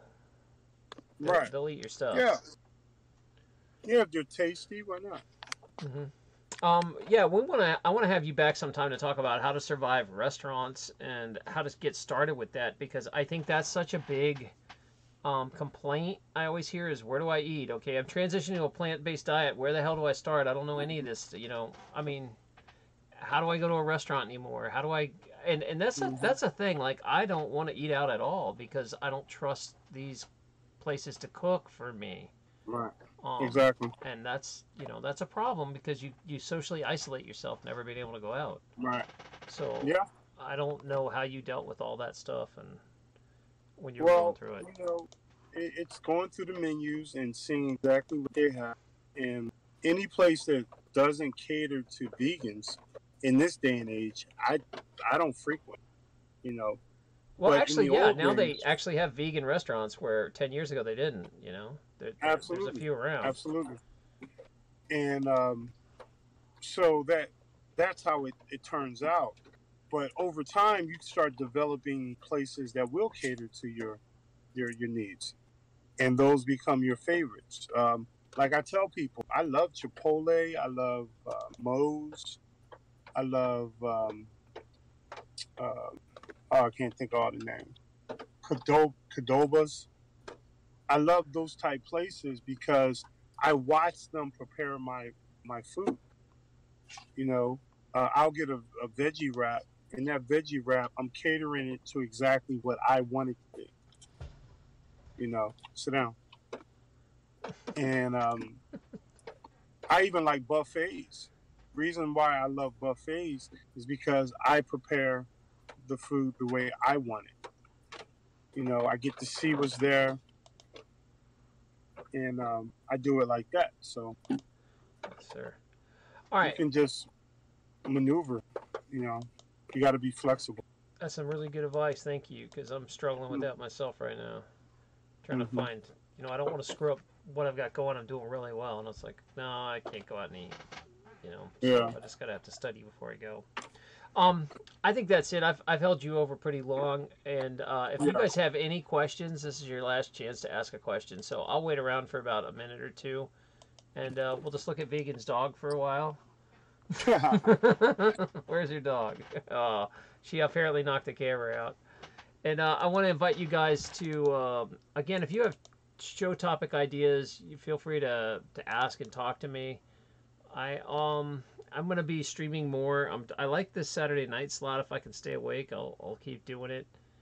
And I'm trying to do more diet and health related stuff, but obviously I'm open to anything else. Um, Sherry says, "Will I be us off topic? Will I be doing a video about 5G anytime?" I'm not educated enough to do a story on 5G, but if I know some people, I don't know, vegan knows about that, or I could bring some people on that know about it. I don't know enough about it to do a story, but vegan, you muted yourself. They're trying to kill us. That's what 5G. That's straight up. It's not about a money play and people making money with fast service. It's you think it's really bad, huh? Let me tell you why I think that. All right. Um, Real quick, I know this is another topic. Yeah, we'll bring you on My for that. power, my power has been out on my house. I have an electrical problem in my house, right? And I haven't been able to. My electrician hasn't been able to fix it for the last 2 days. So we've been pretty much under the candlelight. I have never slept so well in the last 2 days. And the common denominator is I have no electricity running through my house. I have no Wi-Fi. I have nothing. I got a generator, but I haven't really turned that on yet. But that's gas powered anyway. For the last 2 days, I have slept like a baby. Gotten up, worked out, did everything. Not sluggish in the morning. I walked 5 miles with my wife. I'm wondering where's all this energy. I just realized I've been going to bed every night with no electricity. I'm almost tempted not to turn the power back on. That's how well I slept last night. Well, So maybe you if could kick it off at 5G is nights. gonna, I'm sorry. Maybe you could kick it off at nights. I had a cabin that was off grid kind of, and we just kick everything off at nights. Yeah, yeah, and that's exactly what I'm gonna consider once I get this power issue straight tomorrow. But my point is, what is this 5G gonna do to us? You know, because I think 4G and some of this other, I don't know, electrical radio waves that's in the air does have an impact on us in some way. And Well, vegan, can I I'm share concerned something? about, yeah, Okay, I had some patients come in, and one of them just had high anxiety, had just like almost bipolar, really, and they right, were having all kinds of health issues, and we eliminated everything in the diet, put them on stuff. They still weren't getting better, and I was finally like, where do you sleep? What's your electricity like? And I basically found out that she slept on the other side of a dryer and washer, and there's a big power box where they plug into that was, maybe a foot away from her head where her bed was. So I made her oh move her wow, bed across the room and flip it to the other side, and all of her problems went away. So there's no doubt in my mind that electrical stuff can really wreak havoc with people. yeah, I mean, that was just something in yeah, my own life that was easy to see. So I mean, gosh, if 5G is really as high frequency and penetrative as they're saying, it could cause a lot of problems for sure in yeah, health. yeah. Well, I'm just sharing a real time issue that I got right now. Yeah, and I think I that's really really, cool actually that you picked up on that. yeah. Well, I didn't know it had that much of an impact on me till I realized my state of being when I woke up this morning and yesterday morning, because this is the second day. Tomorrow will be the third day, and they should have everything repaired because they're doing a bunch of rewiring. Um, but it's amazing how much I feel better. You know, it's amazing. Yeah, their towns, it's become such a problem now that there's some people that are so inflamed by frequencies that they move to towns to get away from it. I remember, I Wow. think there's actually a thing on Netflix, some documentaries that came out about these people that can't. Yeah.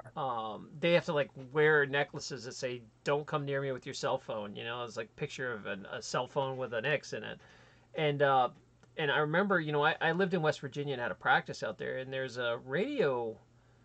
There's one town in West Virginia that's purposely dark. They don't let any sort of Wi-Fi or frequencies come across it because they have a radio satellite and it screws it up.